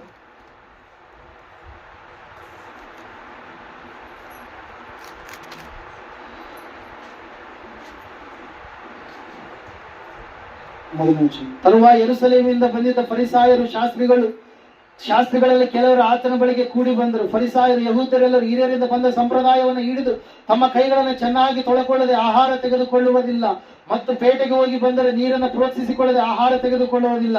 ಇದಲ್ಲದೆ ಅವರಲ್ಲಿ ತಂಬಿಗೆ, ಬಟ್ಟಲು, ತಪ್ಪಲೆಗಳನ್ನು ಬೆಳಗಿ ಬೆಳಗಿ ತೊಳೆಯುವುದೇ ಮೊದಲಾದ ಅನೇಕ ಆಚಾರಗಳನ್ನು ನಡೆಸುವ ನೇಮಕ ಉಂಟು. ಆತನ ಶಿಷ್ಯರಲ್ಲಿ ಕೆಲವರು ಮೈಲಿಗೆಯ ಕೈಯಿಂದ, ಅಂದರೆ ಕೈ ತೊಳೆಕೊಳ್ಳದೆ ಆಹಾರ ತೆಗೆದುಕೊಳ್ಳುವುದನ್ನು ಆ ಫರಿಸಾಯರು ಶಾಸ್ತ್ರಿಗಳು ಕಂಡು ಆತನನ್ನ, ನಿನ್ನ ಶಿಷ್ಯರು ಹಿರಿಯರಿಂದ ಬಂದ ಸಂಪ್ರದಾಯಗಳಂತೆ ಯಾಕೆ ನಡೆದುಕೊಳ್ಳುವುದಿಲ್ಲ, ಮೈಲಿಗೆಯ ಕೈಯಿಂದ ಯಾಕೆ ಆಹಾರ ತೆಗೆದುಕೊಳ್ಳುತ್ತಾರೆ ಎಂದು ಕೇಳಿದರು. ಅದಕ್ಕೆ ಆತನು, ಕಪಟಿಗಳಾದ ನಿಮ್ಮ ವಿಷಯದಲ್ಲಿ ಯೆಶಾಯನು ವಿಹಿತನಾಗಿ ಪ್ರವಾದಿಸಿದ್ದಾನೆ. ಅವನು ಬರೆದದ್ದೇನೆಂದರೆ, ಈ ಜನರು ಮಾತಿನಿಂದ ನನ್ನನ್ನು ಸನ್ಮಾನಿಸುತ್ತಾರೆ, ಆದರೆ ಅವರ ಮನಸ್ಸು ನನಗೆ ದೂರವಾಗಿ ಇದೆ. ಮನುಷ್ಯರು ಕಲ್ಪಿಸಿದ ಕಟ್ಟಳೆಗಳನ್ನೇ ಅವರು ಬೋಧಿಸುವುದರಿಂದ ನನಗೆ ಭಕ್ತಿ ತೋರಿಸುವುದು ವ್ಯರ್ಥ ಎಂಬುದಾಗಿ ಹೇಳಿ, ನೀವು ದೇವರ ಆಜ್ಞೆಯನ್ನು ಬಿಟ್ಟು ಮನುಷ್ಯರ ಕಲ್ಪಿಸಿದ ಸಂಪ್ರದಾಯವನ್ನ ಹಿಡಿದಿದ್ದೀರಿ ಎಂದು ಹೇಳಿದನು ಎಂಬುದಾಗಿ. Hallelujah, praise Lord. ನಾವು ನೋಡ್ತಾ ಮುಂದೆ ಸ್ವಾಮಿ ಹೇಳ್ತಾ ಇದ್ದಾರೆ, ನೀವು ನಿಮ್ಮ ಸಂಪ್ರದಾಯವನ್ನು ಹಿಡಿದು ನಡೆಸುವುದಕ್ಕಾಗಿ ದೇವರ ಆಜ್ಞೆಯನ್ನ ವ್ಯರ್ಥ ಮಾಡುತ್ತೀರಿ. ಬಹು ಚೆನ್ನಾಗಿದೆಯಲ್ಲವೇ. 22ನೇ ವಚನದಲ್ಲಿ ನಾವು ನೋಡ್ತಾ ಇದ್ದೇವೆ. 21ನೇ ವಚನ, ಒಳಗಿನಿಂದ, ಅಂದರೆ ಮನುಷ್ಯನ ಮನಸ್ಸಿನೊಳಗಿಂದ ಸೂಳೆಗಾರಿಕೆ, ಕಳ್ಳತನ, ಕೊಲೆ, ಆದರ, ದ್ರವ್ಯಾಶೆ, ಕೆಡುಕತನ, ಮೋಸ, ಬಂಡುತನ, ಹೊಟ್ಟೆ ಕಿಚ್ಚು, ಬೈಗಳು, ಸೊಕ್ಕು, ಬುದ್ಧಿಗೇಡಿತನ, ಇವೇ ಮೊದಲಾದವುಗಳು ಕೆಟ್ಟ ಆಲೋಚನೆಗಳು ಹೊರಡುತ್ತವೆ. ಈ ಕೆಟ್ಟ ವಿಷಯಗಳಲ್ಲೆಲ್ಲ ಒಳಗಿನಿಂದ ಹೊರಟು ಮನುಷ್ಯನನ್ನ ಒಲೆ ಮಾಡುತ್ತವೆ ಅಂದನು ಎಂಬುದಾಗಿ. Hallelujah, praise Lord. ಈ ವಿಷಯಗಳನ್ನ ಅಪ್ಪರು ಅನೇಕ ಸಾರಿ ಏನ್ ಮಾಡಿದ್ದಾರೆ, ಬೋಧಿಸಿದ್ದಾರೆ. ಹಲ್ಲೆಲೂಯಾ. ಇವುಗಳ ವಿಷಯದಲ್ಲಿ ನೀವೇನಾಗಿರ್ಬೇಕು, ಜಾಗರೂಕತೆಯಿಂದಿರ್ಬೇಕು, ಎಚ್ಚರಿಕೆಯಿಂದಿರ್ಬೇಕು. ನಿಮ್ಮ ಬೋಧನೆ ಅಲ್ಲಿ ಮತ್ತೆ ಸ್ವಾಮಿಯವರು ಹೇಳ್ತಾ ಇದ್ದಾರೆ ನೋಡ್ರಿ, ಫರಿಸಾಯರು, ಹುಳಿಹಿಟ್ಟು ಶಾಸ್ತ್ರಿಗಳ ವಿಷಯದಲ್ಲಿ ನಿಮ್ಮ ಬೋಧನೆ, ಅವುಗಳನ್ನ ನೀವೇನ್ ಮಾಡಬಾರ್ದ್ರಿ, ನೀವು ಅವುಗಳನ್ನ ಫಾಲೋ ಮಾಡಬಾರ್ದು. ಶಾಸ್ತ್ರಿಗಳ ಮಾರ್ಕನ ಬರೆಸುವ 12:38ನೇ ವಚನದಲ್ಲಿ ನಾವು ನೋಡ್ತಾ ಇದ್ದೇವೆ, ಶಾಸ್ತ್ರಿಗಳ ವಿಷಯದಲ್ಲಿ ನೀವೇನಾಗಿರ್ಬೇಕು, ಎಚ್ಚರಿಕೆಯಾಗಿ ಇರಬೇಕು. ಅವರು ಬೋಧಿಸ್ತಾರೆ ಹೊರತಾಗಿ ಅದನ್ನು ಕೈಕೊಂಡು ಅವ್ರು ಏನ್ ಮಾಡೋದಿಲ್ಲ, ನಡೆಯೋದಿಲ್ಲ ಎಂಬುದಾಗಿ. ಮತ್ತೆ ಆತನು ಹೇಳ್ತಾ ಇದ್ದಾರೆ ಮಾರ್ಕನ ಬರೆಸುವ 8:15ನೇ ವಚನದಲ್ಲಿ, ಎಚ್ಚರಿಕೆ, ಫರಿಸಾಯರ ಮತ್ತು ಹೆರೋದನ ಹುಳಿಹಿಟ್ಟಿನ ವಿಷಯದಲ್ಲಿ ನೀವು ನೋಡಿಕೊಳ್ಳಿರಿ ಎಂಬುದಾಗಿ. Hallelujah, praise Lord. ಅವ್ರ ಬೋಧನೆಗಳು ಏನಾಗಿದಾವ್ರಿ, ದೇವರಿಂದ ದೂರ ಮಾಡುವಂತವುಗಳಾಗಿದ್ದಾವೆ. ಈ ಲೋಕದ ಸಂಪ್ರದಾಯಗಳನ್ನು ಹಿಡಿದುಕೊಂಡು ಬೋಧಿಸ್ತಾ ಇದ್ದಾರೆ ಹೊರತಾಗಿ ದೇವರ ವಿಷಯಗಳು ಅವರಲ್ಲಿ ಇಲ್ಲ ಪ್ರಿಯರ. ಅದರ ಸಲುವಾಗಿ ಇಲ್ಲಿ ನಾವು ನೋಡ್ತಾ ಇದ್ದೇವೆ, ತತ್ವ ಎಂಬುದಾಗಿ ದೇವರ ವಾಕ್ಯವನ್ನ ನಿರರ್ಥಕಪಡಿಸುವಂತವರು ಬರ್ತಾರೆ ಪ್ರಿಯರೇ. ಹಲ್ಲೆಲೂಯಾ. ಅವ್ರು ಹೇಳ್ತಾರೆ, ನೀವು ಪ್ರಾರ್ಥನೆನೇ ಮಾಡಬೇಡ್ರಿ, ನೀವು ಹಾಡುಗಳನ್ನ ಆಡಬೇಡ್ರಿ, ಮ್ಯೂಸಿಕ್ ಅನ್ನ ಹೊಡಿಬೇಡ್ರಿ, ನೀವು ಅದು ಮಾಡಬೇಡ್ರಿ, ಇದು ಮಾಡಬೇಡ್ರಿ, ಅದು ಇತ್ತು ಅಂತೇಳಿ ಏನೆಲ್ಲ ಸಂಗತಿಗಳನ್ನ ಏನ್ ಮಾಡ್ತಾರೆ, ಬೋಧಿಸ್ತಾರೆ. ನೀವು ಕೊರಳಲ್ಲಿ ಶಿಲುಬೆಯನ್ನು ಹಾಕೊಂಡ್ರೆ ನಿಮಗೆ ರಕ್ಷಣೆ ಸಿಗುತ್ತೆ, ಮೋಕ್ಷ ಸಿಗುತ್ತೆ ಅಂತೇಳಿ. ಹಲ್ಲೆಲೂಯಾ. ಮತ್ತೆ ಏನ್ರಿ, ಅವು ಇವು ಇರ್ತವೆ, ಹಿಂಗೆ ಇದು ಮಾಡ್ತಿರ್ತೀವಿ ನಾವು ಹಿಂದೂಗಳ ಪ್ರಕಾರವಾಗಿ ರುದ್ರಾಕ್ಷಣೆ ಇರ್ತವೆ. ಹಲ್ಲೆಲೂಯಾ. ಅದರ ಪ್ರಕಾರವಾಗಿ ಕೆಲವೊಂದು ಬಂದಿದ್ದಾವೆ. ಅವುಗಳನ್ನ ಏನ್ ಮಾಡ್ಬೇಕಂತೆ, ಎಣಿಸ್ಕೊಂತ ಕುಂದಿರ್ಬೇಕಂತೆ, ಆ ಎಣಿಸಿದ್ರೇ ರಕ್ಷಣೆ. Hallelujah, praise Lord. ಅನೇಕರು ಒಬ್ಬೊಬ್ರು ಒಂದೊಂದು ರೀತಿಯಲ್ಲಿ. Hallelujah, praise Lord. ಅದರ ಸಲುವಾಗಿ ಮನುಷ್ಯರು ಮಾಡಿದಂತ ಏನಾಗಿದ್ದಾವೆ, ಸಿದ್ಧಾಂತಗಳಿದಾವೆ. ಆ ಸಿದ್ಧಾಂತಗಳನ್ನು ನೋಡಬೇಡಿ. ನೀವು ಯಾವ್ದನ್ನ ನೋಡ್ಬೇಕ್ರಿ, ದೇವರ ವಾಕ್ಯವನ್ನು ನೋಡ್ಬೇಕು. ಯಾಕಂತಂದ್ರೆ ದೇವರ ವಾಕ್ಯ ಮಾತ್ರ ಸಜೀವವಾಗಿರುವಂತದ್ದಾಗಿದೆ. ದೇವರ ವಾಕ್ಯ ಮಾತ್ರ ಯಾವ ಇಬ್ಬಾಯಿ ಕತ್ತಿಗಿಂತ ಹದವಾಗಿರುವಂತದ್ದಾಗಿದೆ. ದೇವರ ವಾಕ್ಯ ಮಾತ್ರ ನಮ್ಮನ್ನ ಬದುಕಿಸುವಂತದ್ದಾಗಿದೆ, ನಮ್ಮ ಜೀವಿತದಲ್ಲಿ ಅದ್ಭುತವನ್ನ ಮಾಡುವಂತದ್ದಾಗಿದೆ. 4ನೇ ಅಧ್ಯಾಯ ಇಬ್ರಿಯರಿಗೆ ಬರೆದ ಪತ್ರಿಕೆ 12ನೇ ವಚನದಲ್ಲಿ ಅದರ ಕುರಿತಾಗಿ ನಾವು ನೋಡ್ತಾ ಇದ್ದೇವೆ ಪ್ರಿಯರೇ. ಅದಕ್ಕಾಗಿ ವಾಕ್ಯ ಹೇಳ್ತಾ ಇದೆ, ಬೋಧಕರ ಬೋಧನೆಯ ವಿಷಯದಲ್ಲಿ ನೀವು ಹೆಂಗಿರ್ಬೇಕಂತೆ, ಎಚ್ಚರಿಕೆಯಾಗಿರ್ಬೇಕು. ನೀವು ಕೇಳುವಂತ ಬೋಧನೆ ಸತ್ಯಕ್ಕೆ ವಿರುದ್ಧವಾಗಿದ್ರೆ ಅದನ್ನ ನೀವೇನ್ ಮಾಡಬಾರ್ದು, ಹಿಡಿದುಕೊಳ್ಳಬಾರ್ದು. ಹಲ್ಲೆಲೂಯಾ. ದೇವರಿಗೆ ವಿರುದ್ಧವಾಗಿದ್ರೆ ಅದನ್ನ ನೀವೇನ್ ಮಾಡಬಾರ್ದ್ರಿ, ಹಿಡಿದುಕೊಳ್ಳಬಾರ್ದು. ದೇವರಿಗೆ ಮೆಚ್ಚುಗೆಯಾಗಿರುವಂತದನ್ನೇ, ದೇವರು ಹೇಳಿರತಕ್ಕಂಥ ಸಂಗತಿಗಳನ್ನ ಬೋಧಿಸುವಂತವ್ರು ಇದ್ರೆ ಆ ವಿಷಯದಲ್ಲಿ ನೀವೇನಾಗಿರ್ಬೇಕು, ಎಚ್ಚರಿಕೆಯಿಂದಿದ್ದು ಅವುಗಳ ಬಳಿಗೆ ನೀವು ತೆರಳದೆ ನಿಮ್ಮನ್ನ ನೀವೇನ್ ಮಾಡ್ಬೇಕ್ರಿ, ಶುದ್ಧಿಗೊಳಿಸಿಕೊಂಡು ದೇವರ ಸಿದ್ಧವಾಗಿರ್ತಕ್ಕಂಥ ವಾಕ್ಯದಲ್ಲಿ ನೀವೇನಾಗಿರ್ಬೇಕ್ರಿ, ಸ್ಥಿರವಾಗಿ ಕಾಯುತ್ತಾ ಇರಬೇಕು ಪ್ರಿಯರೇ. ಸಂಪ್ರದಾಯಗಳನ್ನ ನಿಮ್ಮ ಮೇಲೆ ಏರುವಂತವ್ರು ಬರ್ತಾರೆ. ಕೆಲವೊಬ್ರು ಹೇಳಿದ್ರು ಏನಂತ, ಇಲ್ಲರಿ ಅಲ್ಲಿಗೆ ಹೋಗಿ ನಾವು ನಮಗೆ ಅದೇನೋ ಕೊಟ್ಟಿದ್ರು, ಅವ್ರು ಹೇಳಿದಂಗೆ ನಾವು ಮಾಡಿದೀವ್ರಿ ಅಂತ. ಹಲ್ಲೆಲೂಯಾ. ಕೆಲವರು ಮಂಗಳೂರು ಕಡೆಗೆ ಹೋಗ್ತಾರೆ, ಬೆಂಗಳೂರು ಕಡೆಗೆ ಹೋಗ್ತಾರೆ ಪ್ರಿಯರು. ಅವ್ರು ಕೊಟ್ಟಿರ್ತಕ್ಕಂಥದ್ದು ತೆಗೆದುಕೊಂಡು ಬರ್ತಾರೆ. ಹಲ್ಲೆಲೂಯಾ. ಏನೋ ಬೆಳ್ಳಗಿರುತ್ತಲ್ರಿ, ಏನದು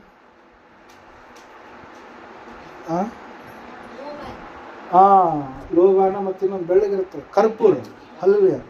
ಅವುಗಳನ್ನ ಕೊಡ್ತಾರಂತ ಕೆಲವೊಂದು ಸಭೆಗಳಲ್ಲಿ. ಕೆಲವೊಬ್ರು ಇಲ್ಲ, ನೀವು ಇದೇ ಹಾಸಿಗೆಯನ್ನು ತಗೊಂಡ್ಕೊಂಡು ಹೋಗ್ರಿ, ಈ ಹಾಸಿಗೆಯಲ್ಲಿ ಪ್ರೇಯರ್ ಮಾಡಿ ನಿಮ್ಗೆ ಅದ್ಭುತ ಆಗುತ್ತೆ ಅಂತ ಹೇಳಿ ಹಾಸಿಗೆಯನ್ನು ಕೊಡ್ತಾರೆ. Hallelujah, praise Lord. ತೈಲ ಮತ್ತು ದ್ರಾಕ್ಷಾರಸದ ಕುರಿತಾಗಿ ಸತ್ಯವೇದ ಸ್ಪಷ್ಟವಾಗಿ ತಿಳಿಸಿದೆ ಪ್ರಿಯರೇ. ಹಲ್ಲೆಲೂಯಾ. ಪ್ರಾರ್ಥನೆ ಮಾಡಿ ಅವುಗಳನ್ನು ನೀವೇನ್ ಮಾಡ್ಬೇಕು, ಸ್ವೀಕರಿಸಬೇಕಂತೇಳಿ. Hallelujah, praise lord. ಇವರು ಕೆಲವೊಂದು ವಿಷಯಗಳನ್ನ, ಕೆಲವೊಬ್ರಿಗೆ ಕೋಲು ಕೊಡಕ್ ಸ್ಟಾರ್ಟ್ ಮಾಡಿ, ಮೋಶೆ ಕೈಯಲ್ಲಿ ಕೋಲಿತ್ತಲ್ಲ, ಆ ಕೋಲು ತೆಗೆದುಕೊಂಡ್ರೆ ಅದ್ಭುತ ನಡೆಯುತ್ತೆ ಅಂತ. Hallelujah, praise Lord. ದೇವರ ವಾಕ್ಯ ಹೇಳ್ತದೆ, ಸತ್ಯವೇದ ಹೇಳ್ತಾ ಇರ್ತೇವೆ, ಆ ಒಂದು ದುರ್ಬೋಧನೆಗಳು ಬರ್ತವೆ, ಅವುಗಳ ವಿಷಯದಲ್ಲಿ ನೀವು ಹೆಂಗಿರಬೇಕು, ಎಚ್ಚರಿಕೆಯಾಗಿ ಇರಬೇಕು. Hallelujah, praise Lord. ದೇವರು ಯಾವುದನ್ನು ಬೋಧಿಸಿದ್ದನೋ ಅವುಗಳನ್ನು ನಾವು ಅಂಟಿಕೊಂಡಿರಬೇಕು ಹೊರತಾಗಿ, ಇವರು ಕೆಲವೊಬ್ರು ಪಂಡಿತರು ಇರ್ತಾರೆ, ಏನಂತ ಹೇಳಂದ್ರೆ ಒಂದೇ ವಚನ ನಡೆದುಕೊಂಡು ಏನ್ ಮಾಡ್ತಾರೆ, ಅವರು ನಡೀತಾ ಇರ್ತಾರೆ. ಇಲ್ಲ, ನಮಗೆ ತಾಯಿ ಇದ್ದಾಳೆ, ಪರಲೋಕದಲ್ಲಿ ಇದ್ದಾಳೆ, ಆ ತಾಯಿಯನ್ನ ನಾವು ಆರಾಧನೆ ಮಾಡಿದ್ರೆ ಮಾತ್ರ ನಮ್ಗೇನಾಗುತ್ತೆ, ಸ್ವರ್ಗ ಸಿಗುತ್ತೆ. ಇನ್ನು ಕೆಲವರು ಹೇಳ್ತಾರೆ, ಇಲ್ಲ, ಪೇತ್ರ ದೊಡ್ಡ ಭಕ್ತ ಅಲ್ಲ, ಮತ್ತೆ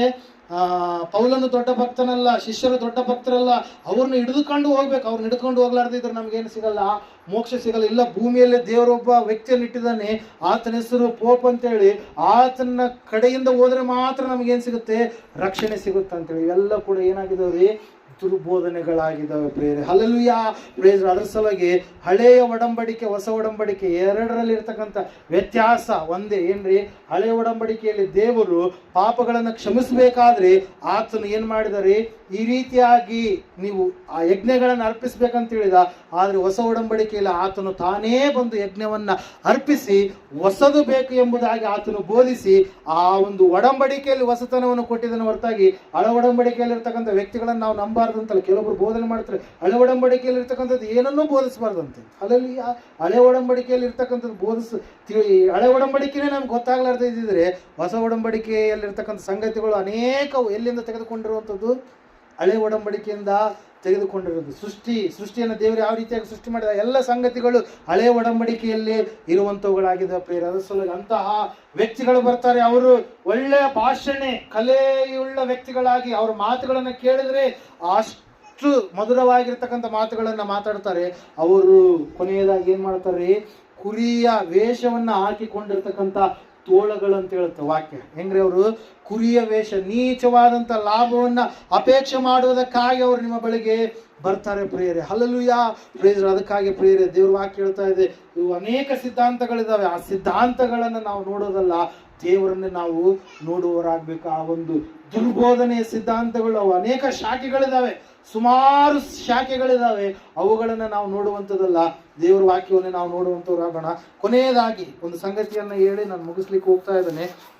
4ನೆಯ ಅಂಶ, 2ನೇ ಪೇತ್ರನ ಪತ್ರಿಕೆ 3ನೇ ಅಧ್ಯಾಯ 17ನೇ ವಚನ. ಮೊದಲನೇದಾಗಿ ಸೇವಕರಿಗೆ ದೇವರು ಎಚ್ಚರಿಕೆ ಕೊಟ್ಟರು, ಸಭೆಯನ್ನು ಯಾವ ರೀತಿಯಾಗಿ ನಡೆಸಿಕೊಂಡು ಹೋಗಬೇಕೆಂಬುದಾಗಿ.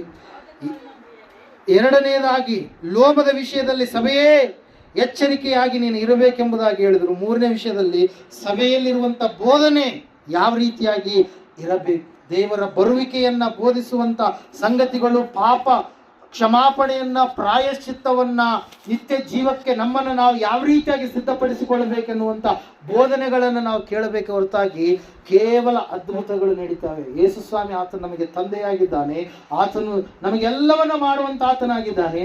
ಆತನು ನಮಗಿದ್ದರೆ ನಮಗೆ ಯಾವ ಕೊರತೆ ಇಲ್ಲ, ಆತನ ಎಲ್ಲ ಅದ್ಭುತಗಳನ್ನು ಮಾಡ್ತಾನೆ. ಆದ್ರೆ ಮೊದಲು ಆತನಿಗೆ ಅಂಟಿಕೊಂಡು ನಾವು ಇದ್ರೆ ನಾವು ಎಲ್ಲ ಅದ್ಭುತ ಅತಿಶಯ ಕಾರ್ಯಗಳನ್ನು ನಾವು ಹೊಂದಿಕೊಳ್ಳೋದಕ್ಕೆ ಸಾಧ್ಯ. ಕೇವಲ ಅದ್ಭುತಗಳಿಗಾಗಿ ಮಾತ್ರ ದೇವರನ್ನು ನಾವು ನಂಬುವಂಥದ್ದು ಅಲ್ಲ. ದೇವರು ಅದ್ಭುತ ಮಾಡ್ತಾನೆ, ಯಾಕಂದ್ರೆ ಆತನ ಹೆಸರೇ ಅದ್ಭುತ ಸ್ವರೂಪನು ಎಂಬುದಾಗಿ. ಆತನು ರೋಗಗಳನ್ನು ವಾಸಿ ಮಾಡ್ತಾನೆ, ಯಾಕಂದ್ರೆ ಆತನು ನಮ್ಮ ಎಲ್ಲಾ ರೋಗಗಳನ್ನ ಶಿಲುಬೆಯಲ್ಲಿ ಏನ್ ಮಾಡಿದ್ದಾನೆ, ಒತ್ತು ತೀರಿಸಿದ್ದಾನೆ. ಆತನು ಹೇಳಿದ್ದಾನೆ, ನಾನೇ ಯೆಹೋವನೆಂಬ ನಾನೇ ನಿಮಗೆ ಆರೋಗ್ಯ ದಾಯಕನೆಂಬುದಾಗಿ. ಆತನು ನಮ್ಮೆಲ್ಲರ ಜೀವಿತದಲ್ಲಿ ಆತನು ಸದಾಕಾಲ ಜೊತೆಗಿದ್ದು ನಡೆಸ್ತೀನಿ, ಕಾಯ್ತೀನಿ, ಕಾಪಾಡ್ತೀನಿ ಎಂಬುದಾಗಿ ಹೇಳಿದ್ದಾನೆ. ಆತನು ಕೈ ಬಿಡೋದಿಲ್ಲ ಎಂಬುದಾಗಿ ಹೇಳಿದ್ದಾನೆ.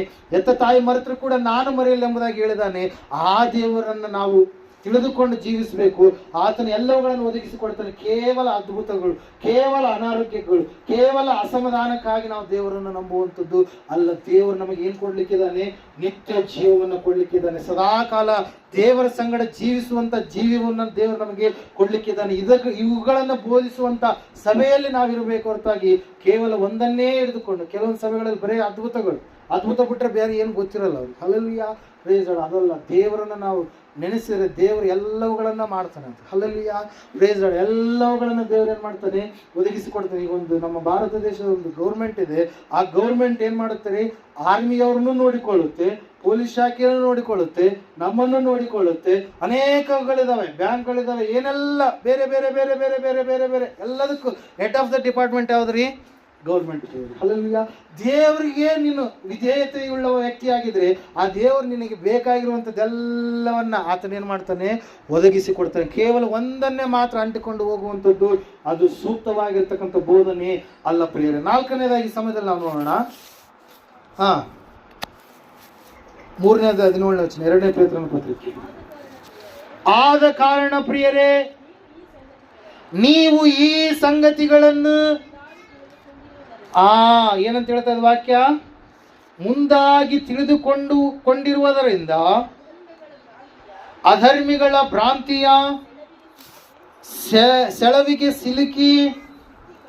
ಸಿಕ್ಕಿಕೊಂಡು ನಿಮ್ಮ ಸ್ಥಿರ ಮನಸ್ಸನ್ನು ಬಿಟ್ಟು ಭ್ರಷ್ಟರಾಗದಂತೆ ಎಚ್ಚರಿಕೆಯಾಗಿ ಇರ್ರಿ ಎಂಬುದಾಗಿ. ಹಲ್ಲೆಲೂಯಾ, ದೇವ್ರ ವಾಕ್ಯ ಹೇಳ್ತಾ ಇದೆ, ಸ್ಥಿರವಾದಂಥ ಮನಸ್ಸು ನಮಗೆ ದೇವರು ಕೊಟ್ಟಿದ್ದಾನೆ. ಆ ಸ್ಥಿರವಾದಂಥ ಮನಸ್ಸಿನಿಂದ ಭ್ರಷ್ಟತನದ ಮನಸ್ಥಿತಿಯ ಕಡೆಗೆ ನಾವೇನ್ ಮಾಡಬಾರ್ದಂತೆ, ಹೋಗ್ಬಾರ್ದು ಪ್ರಿಯರಲ್ಲಿ. ವಾಕ್ಯದಲ್ಲಿ ನಾವು ನೋಡ್ತಾ ಇದ್ದೇವೆ, ಏನ್ ಹೇಳ್ತಾ ಇದೆ ವಾಕ್ಯ? ಮೊದಲನೇದಾಗಿ ಓದ್ತೇವೆ ಒಂದ್ಸಲ ವಚನ, 2ನೇದು ಎಷ್ಟನೇ ವಚನ ಅಂತ ಹೇಳಿದ್ವಿ? 3ನೇ ಅಧ್ಯಾಯ 17ನೇ ವಚನ ಅಲ್ರಿ. ಆದ ಕಾರಣ ಪ್ರಿಯರೇ, ನೀವು ಈ ಸಂಗತಿಗಳನ್ನು ಮುಂದಾಗಿ ತಿಳಿದುಕೊಂಡಿರುವುದರಿಂದ ಅಧರ್ಮಿಗಳ ಭ್ರಾಂತಿಯ ಸೆಳವಿಗೆ ಸಿಕ್ಕಿಕೊಂಡು ನಿಮ್ಮ ಸ್ಥಿರ ಮನಸ್ಸನ್ನ ಬಿಟ್ಟು ಭ್ರಷ್ಟರಾಗದಂತೆ ಎಚ್ಚರಿಕೆಯಾಗಿ ಇರ್ರಿ. ದೇವರು ನಮಗೆ ಯಾವುದು ಮಾಡಿದರೆ ತಪ್ಪು, ಯಾವುದು ಮಾಡಿದರೆ ಸರಿ ಎಂಬುದಾಗಿ ನಮಗೆ ತಿಳಿಸಿದಾನೆ. ಹಲ್ಲೆಲೂಯಾ. ಆತನು ಕೆಲವೊಂದು ಸಂಗತಿಗಳನ್ನ, ವಿಷಯಗಳನ್ನ ನಮಗೇನ್ ಮಾಡಿದನ್ರಿ, ತಿಳಿಸಿದಾನೆ. ಆ ಅಧರ್ಮಿಗಳ ಭ್ರಾಂತಿಯ ಸೆಳವಿಗೆ ಸಿಲುಕಿಕೊಳ್ಳಲಾರದ ಹಾಗೆ ನಮ್ಮ ಜೀವಿತವನ್ನು ನಾವು ಎಚ್ಚರಿಕೆಯಿಂದ ಏನ್ ಮಾಡ್ಬೇಕ್ರಿ, ಕಾಪಾಡಿಕೊಳ್ಬೇಕು ಪ್ರಿಯರೆಲ್ಲ. ನಾವು ನೋಡ್ತಾ ಇದ್ದೇವೆ, ಸ್ಥಿರವಾದ ಮನಸ್ಸನ್ನು ನಾವು ಏನ್ ಮಾಡ್ಬಾರ್ದ್ರಿ, ಬಿಟ್ಟು ಕೊಡಬಾರದು. ಯೂದನ ಪತ್ರಿಕೆ 4ನೇ ವಚನದಲ್ಲಿ ನಾವು ನೋಡ್ತಾ ಇದ್ದೇವೆ, ಯಾಕಂದ್ರೆ ಭಕ್ತಿಹೀನರು ನಮ್ಮ ದೇವರ ಕೃಪೆಯನ್ನು ನೆವ ಮಾಡಿಕೊಂಡು ನಾಚಿಕೆಗೆಟ್ಟ ಕೃತ್ಯಗಳನ್ನು ನಡೆಸುವವರು, ನಮ್ಮ ಒಬ್ಬನೇ ಒಡೆಯನ್ನು ಕರ್ತನು ಆಗಿರುವ ಯೇಸು ಕ್ರಿಸ್ತನನ್ನ ಅರಿಯದವರು ಆಗಿರುವ ಕೆಲವು ಜನರು ಸಭೆಯಲ್ಲಿ ಕಳ್ಳತನದಿಂದ ಒಕ್ಕಿದ್ದಾರೆ. ಅವರಿಗೆ ದೇವರ ವಿಷಯವಾಗಿ ಗೊತ್ತಿಲ್ಲ, ದೇವರ ಸಭೆಯ ವಿಷಯವಾಗಿ ಗೊತ್ತಿಲ್ಲ, ದೇವರು ಮಾಡಿರ್ತಕ್ಕಂಥ ಸಭೆಯ ನಿಯಮಗಳ ವಿಷಯವಾಗಿ ಗೊತ್ತಿಲ್ಲ, ದೇವರನ್ನು ಯಾಕೆ ನಂಬಿದ್ದೇವೆ ಅಂತೇಳಿ ಗೊತ್ತಿಲ್ಲ, ದೇವರ ಮುಂದೆ ಏನು ಮಾಡಲಿಕ್ಕಿದ್ದಾನೆ ಎಂಬುದಾಗಿ ಅವರಿಗೆ ಗೊತ್ತಿಲ್ಲ, ಹೊಸ ಸೃಷ್ಟಿಯ ಬಗ್ಗೆ ಗೊತ್ತಿಲ್ಲ, ಹೊಸ ಆಕಾಶ ಹೊಸ ಭೂಮಿಯ ಬಗ್ಗೆ ಗೊತ್ತಿಲ್ಲ.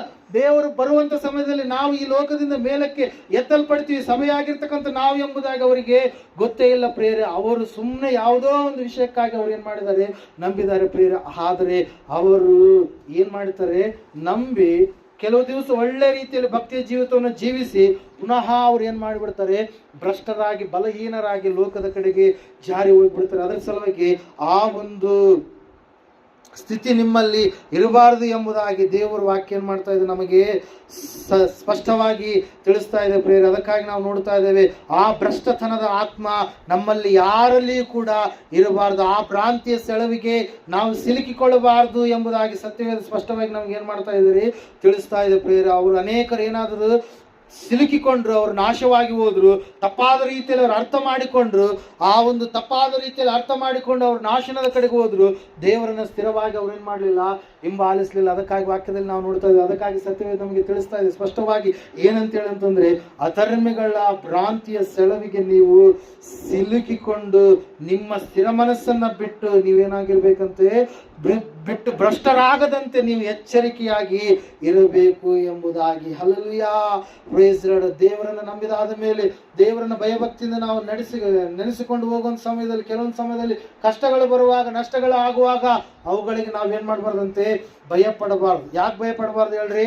ಶ್ರಮೆಗಳು ನಮ್ಮ ಜೀವಿತ, ನಮ್ಮ ದೇಹದಲ್ಲಿ ಇರುವ ಕಾರಣಕ್ಕಾಗಿ ಶ್ರಮೆಗಳು ಬರ್ತವೆ, ಎಲ್ಲರಿಗೂ ಬರ್ತವೆ ಶ್ರಮೆಗಳು. ಅವ್ರು ಎಷ್ಟು ದೊಡ್ಡ ಶ್ರೀಮಂತ ವ್ಯಕ್ತಿ ಆದ್ರೂ ಕೂಡ ಮೂಗಿರೋವರಿಗೆ ಏನ್ ಬರುತ್ತೆ, ಒಂದ್ಸರಿ ಹೇಳಿದ್ದೆ ನೆಗಡಿ, ಅಲ್ಲಿ ಗಂಟ್ಲಿರೋವರಿಗೆ ಕೆಮ್ಮು ಬಂದೇ ತಲೆ ಇರೋರಿಗೆ ತಲೆ, ಅವುಗಳನ್ನು ಬರಬಾರ್ದು ಅಂದ್ರೆ ನಾವು ಏನ್ ಮಾಡ್ಬೇಕು, ಮೂಗನ್ ತೆಗೆದು ಸೈಡಿಗೆ ಇಡಬೇಕು. ಅದ್ರಲ್ಲಿ ಇಡ್ತೀರ. ತಲೆನೋವು ಬರಬಾರ್ದು ಅಂದ್ರೆ ತಲೆ ತೆಗೆದು ಸೈಡಿಗೆ ಇಡಬೇಕು, ಕಾಲು ನೋವು ಬರಬಾರ್ದು ಅಂದ್ರೆ ಅದನ್ನ ತೆಗೆದು ಸೈಡಿಗೆ ಇಡಬೇಕು. ಯಾರಾದ್ರೂ ಹಂಗೆ ಇಡ್ತಾರ? ಇಡಲ್ಲ. ಯಾಕೆ ಹೇಳ್ರಿ, ನಮ್ಮ ದೇಹ ಇರೋವ್ರಿಗೆ ಯಾವುದೋ ಒಂದು ವಿಷಯದಲ್ಲಿ ನಾವೇನ್ ಮಾಡ್ತಾ ಇರ್ತೀವಿ, ನರಳಾಡ್ತಾ ಇರ್ತೀವಿ. ಆದ್ರೆ ನಮ್ಮ ದೇಹದ ಒಳಗಡೆ ಇರ್ತಕ್ಕಂಥ ಮನುಷ್ಯ ಒಬ್ಬನಿದ್ದಾನೆ, ಆಂತರ್ಯದ ಮನುಷ್ಯ. ಆ ಆಂತರ್ಯದ ಮನುಷ್ಯನ ವಿಷಯವಾಗಿ ನಾವು ದಿನ ದಿನ ನೂತನಗೊಳ್ಳುವವರಾಗಬೇಕು, ಹೊಸಬರಾಗಿ ಒಳಗಡೆ ಹುಟ್ಟಬೇಕು, ಹೊರಗಡೆದಲ್ಲ. ಅಲ್ಲೆಲ್ಲೂಯ್ಯ. ಹೊರಗಡೆದ ದೇವರು ನೋಡಲ್ಲ. ಹೊರಗಡೆ ಎಂಥ ಬಟ್ಟೆಗಳನ್ನ ಹಾಕೊಳ್ತೀವಿ, ಹೊರಗಡೆ ಎಂದ ಅಲಂಕರಣೆ ಮಾಡ್ತೀವಿ, ಹೊರಗಡೆ ಯಾವ ರೀತಿಯಾಗಿ ನಾವು ಜೀವನ ಮಾಡ್ತೀವಿ, ಹೊರಗಡೆನ ದೇವರು ನೋಡೋದಿಲ್ಲ, ಒಳಗಡೆದನ್ನ ದೇವರು ನೋಡ್ತಾನೆ. ಅದರ ಸಲುವಾಗಿ ದಾವೀದನ ಕುರಿತಾಗಿ ದೇವರು ಸಮುವೇಲನಿಗೆ ಹೇಳ್ತಾರೆ ಏನಂತ ಹೇಳಿ, ಮನುಷ್ಯರ ರೀತಿಯಲ್ಲಿ ದೇವರು ಹೊರಗಿನ ತೋರಿಕೆಯನ್ನು ನೋಡುವವನಲ್ಲ, ದೇವರು ಒಳಗಿನ ಅಂತರಂಗದ ಸೌಂದರ್ಯವನ್ನೇ ನೋಡುವವನಾಗಿದ್ದೇನೆ. ಅವರೆಲ್ಲರನ್ನು ನಾನು ತಿರಸ್ಕಾರ ಮಾಡಿದ್ದೇನೆ. ನನಗೆ ಒಬ್ಬ ಮನುಷ್ಯನು ದಾವೀದನೊಬ್ಬನೇ. ಆ ದಾವೀದನನ್ನು ನಾನು ಏನ್ ಮಾಡಿದ್ದೇನೆ, ರಾಜನಾಗುವುದಕ್ಕಾಗಿ ಆರಿಸಿಕೊಂಡಿದ್ದೇನೆ ಎಂಬುದಾಗಿ. ಹಲ್ಲೆಲೂಯಾ. ಪ್ರೇಯರ್. ಅದಕ್ಕಾಗಿ ಪ್ರೇಯರ್ ದೇವರ ವಾಕ್ಯ ಹೇಳ್ತದೆ ಸ್ಪಷ್ಟವಾಗಿ ಪ್ರೇಯರ್ ಏನಂತ ಹೇಳಂತಂದ್ರೆ, ಆ ಒಂದು ಸ್ಥಿರವಾದಂತ ಮನಸ್ಸನ್ನು ನಾವು ಬಿಟ್ಟು ಏನಾಗಬಾರ್ದ್ರಿ, ಭ್ರಷ್ಟತೆ ಕಡೆಗೆ ಹೋಗ್ಬಾರ್ದು. ಅನೇಕರು ದೇವರನ್ನು ನಂಬಿ ಪುನಃ ಆ ಜ್ಞಾನ ವಾಕ್ಯವನ್ನು ತಿಳಿದುಕೊಂಡಂತವರಾಗಿ ದೇವರಿಂದ ದೂರವಾದ ಮೇಲೆ ದೇವರಿಂದ ಇನ್ನೂ ಹೆಚ್ಚಿನ ನಷ್ಟಕ್ಕೆ ಕಷ್ಟಕ್ಕೆ ಅವ್ರೇನಾಗ್ತಾರೆ, ತುತ್ತಾಗ್ತಾರೆ ಪ್ರಿಯ. ಅದಕ್ಕಾಗಿ ದೇವರನ್ನು ನಂಬಿದ ಮೇಲೆ ಸತ್ಯವನ್ನು ತಿಳಿದುಕೊಂಡಿದೆ. ಲೋಕದಲ್ಲಿ ಸತ್ಯ ಒಂದೇ ಇರುತ್ತೆ, ಎರಡು ಇರೋದು. ಅಲ್ಲೆಲ್ಲೂಯ್ಯ. ಆ ಸತ್ಯವಾಗಿರ್ತಕ್ಕಂಥ ನಿತ್ಯ ಜೀವವಾಗಿರ್ತಕ್ಕಂಥ ದೇವರನ್ನ ತಿಳಿದುಕೊಂಡಿದ್ದಾದ ಮೇಲೆ ಆತನನ್ನು ಹಿಡಿದುಕೊಂಡೇ ಕೊನೆ ಉಸಿರಿರೋವರೆಗೂ ಕೂಡ ನಾವೇನ್ ಮಾಡ್ಬೇಕ್ರಿ, ನಡಿಬೇಕು, ಜೀವಿಸಬೇಕು. ಈ ಸಭೆ ಎನ್ನುವಂಥದ್ದನ್ನ ಇದನ್ನ ತಿಳಿದುಕೊಳ್ಳಬೇಕು ಹೊರತಾಗಿ ಸ್ಥಿರ ಮನಸ್ಸನ್ನ ನಾವು ಬಿಟ್ಟು ಕೊಡಬಾರದು. ಹಲ್ಲೆಲೂಯಾ. ನಮ್ಮ ಮನಸ್ಸು ಏನಾಗಿರ್ಬೇಕ್ರಿ, ಏಸು ಬರ್ಲಿಕ್ಕಿದ್ದಾನೆ, ಆತನನ್ನು ನನ್ನ ಯಾವ ರೀತಿಯಾಗಿ ಎದುರುಗೊಳ್ಬೇಕಪ್ಪ. ಆತನನ್ನು ಎದುರುಗೊಳ್ಬೇಕಾದ್ರೆ ನನ್ನ ಭಕ್ತಿ ವಿಷಯದಲ್ಲಿ ನಾನು ಯಾವ ಯಾವ ಹೊಸ ಬದಲಾವಣೆಗಳನ್ನು ನಾನು ಮಾಡಿಕೊಳ್ಳಬೇಕು. ಒಂದು ವೇಳೆ ದೇವರಿಗೆ ಅಯಿಷ್ಟವಾದಂತ ಕಾರ್ಯಗಳು ಏನಿದಾವೋ ಅವುಗಳನ್ನು ನಾನು ಯಾವ ರೀತಿಯಾಗಿ ತೆಗೆದುಹಾಕಿಕೊಳ್ಬೇಕು. ಒಂದು ವೇಳೆ ನಾನು ದೇವರಿಗೆ ಅಯಿಷ್ಟವಾದಂತ ಕಾರ್ಯಗಳನ್ನು ಮಾಡಿದ್ರೆ ದೇವರೇ ನನ್ನನ್ನು ಕ್ಷಮಾಪಣೆಯನ್ನು ನಾನು ಯಾವ ರೀತಿಯಾಗಿ ಪಡೆದುಕೊಳ್ಬೇಕಂತೇಳಿ ದೇವರ ಸನ್ನಿಧಾನದಲ್ಲಿ ಮೊರೆ ಇಡುವಂತ ಸಂಗತಿಗಳು ಎಷ್ಟೋ ಇದಾವೆ. ಅವುಗಳನ್ನು ನಾವು ತಿಳಿದುಕೊಂಡು ಜೀವಿಸಬೇಕು ಹೊರತಾಗಿ ಸ್ಥಿರ ಮನಸ್ಸಿನಿಂದ ನಾವೇನಾಗಬಾರ್ದ್ರಿ, ಬಿಟ್ಟು ದೂರ ಆಗ್ಬಾರ್ದು. ಅದಕ್ಕಾಗಿ ದೇವರ ವಾಕ್ಯ ಹೇಳ್ತಾ ಸತ್ಯವೇದ ಹೇಳ್ತಾ ಇದೆ. ಕೊನೆಯದಾಗಿ ಆ ವಚನ ಓದಿಸ್ತೀನಿ ನಾನು. ಇಬ್ರಿಯರಿಗೆ ಬರೆದ ಪತ್ರಿಕೆ ಎಲ್ಲರೂ ನಾವು ನಿಂತ್ಕೊಳ್ಳೋಣ.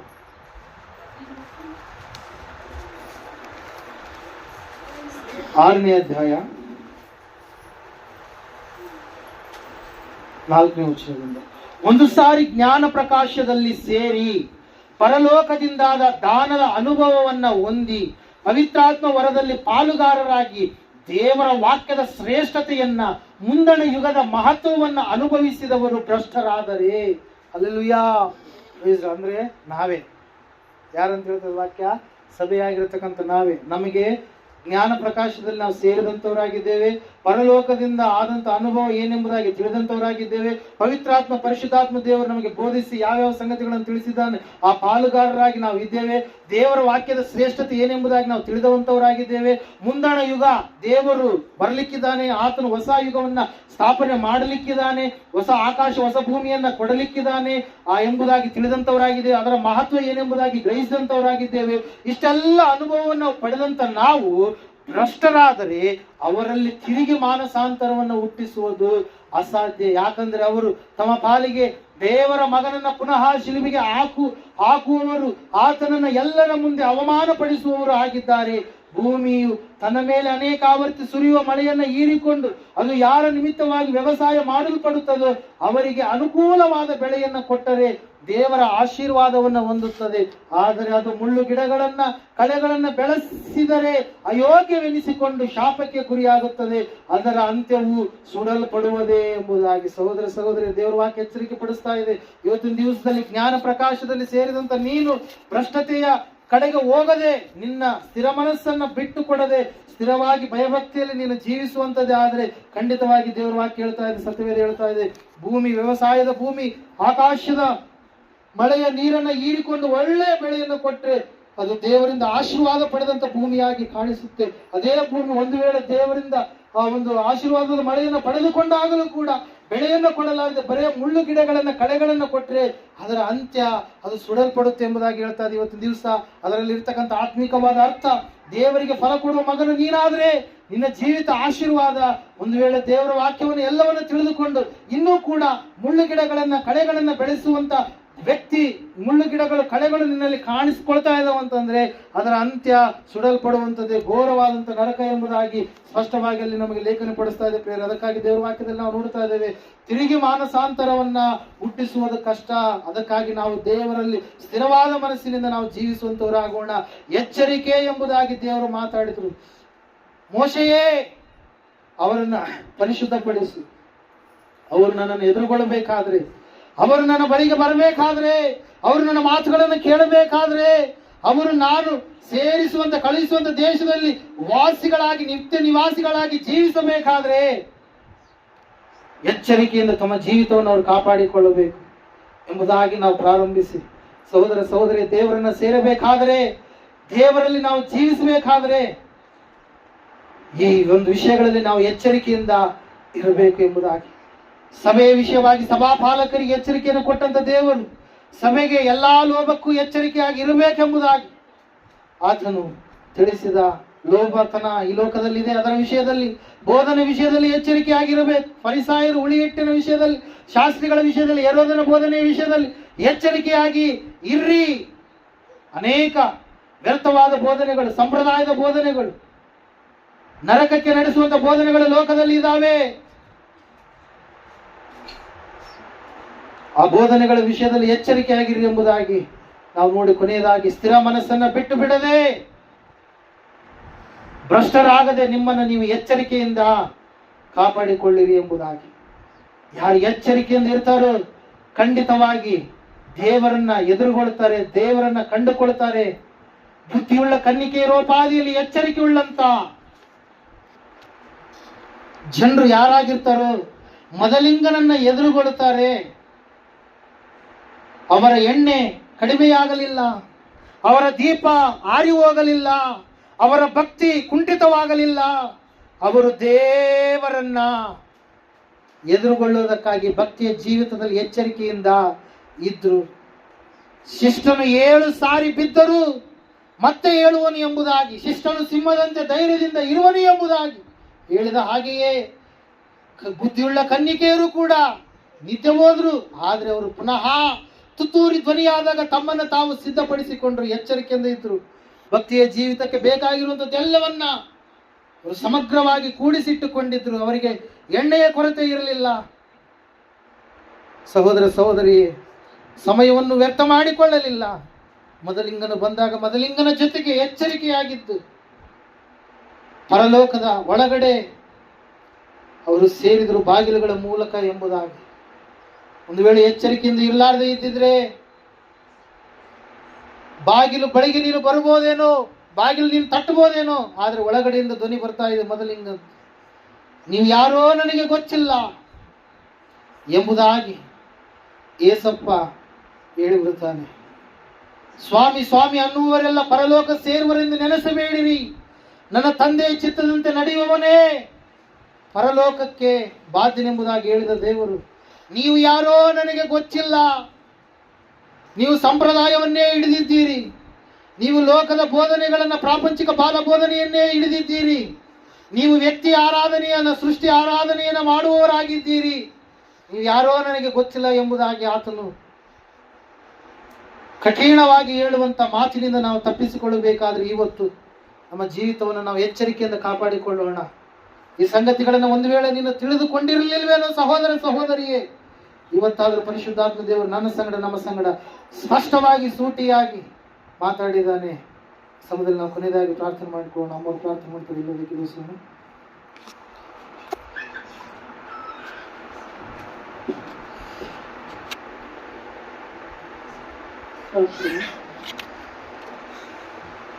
ಪರಲೋಕ ಭೂಲೋಕಗಳನ್ನು ಸೃಷ್ಟಿಸಿದ ಸರ್ವಶಕ್ತನಾದ ತಂದೆ, ಅಪ್ಪ ನಿನ್ನ ನಾಮಕ್ಕೆ ಸ್ತುತಿ ಸ್ತೋತ್ರಗಳೇ ಕರ್ತನೆ.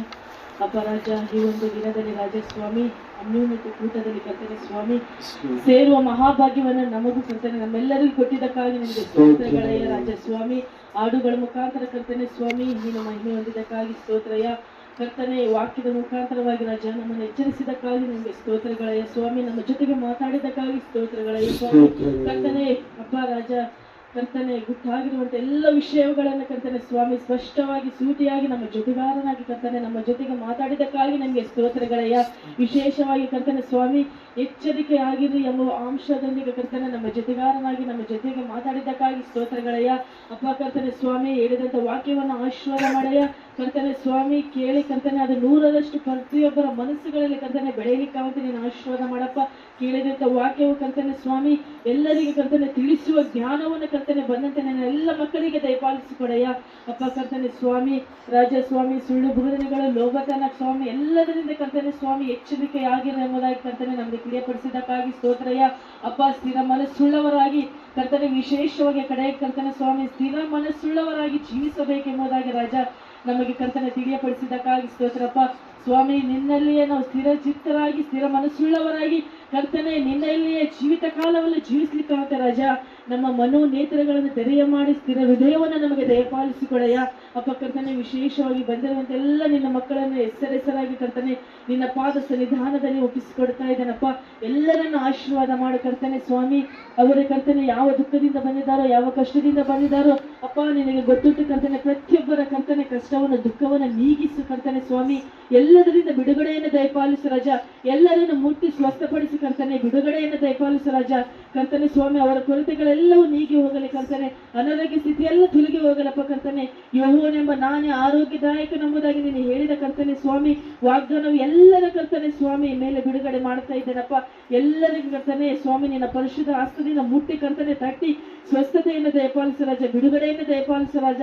ಎಲ್ಲ ಸಾಲದ ಬಾಧೆಗಳಿಂದ ಕರ್ತನೆ ಬಿಡುಗಡೆಯನ್ನು ಕೊಡು ಕರ್ತನೆ.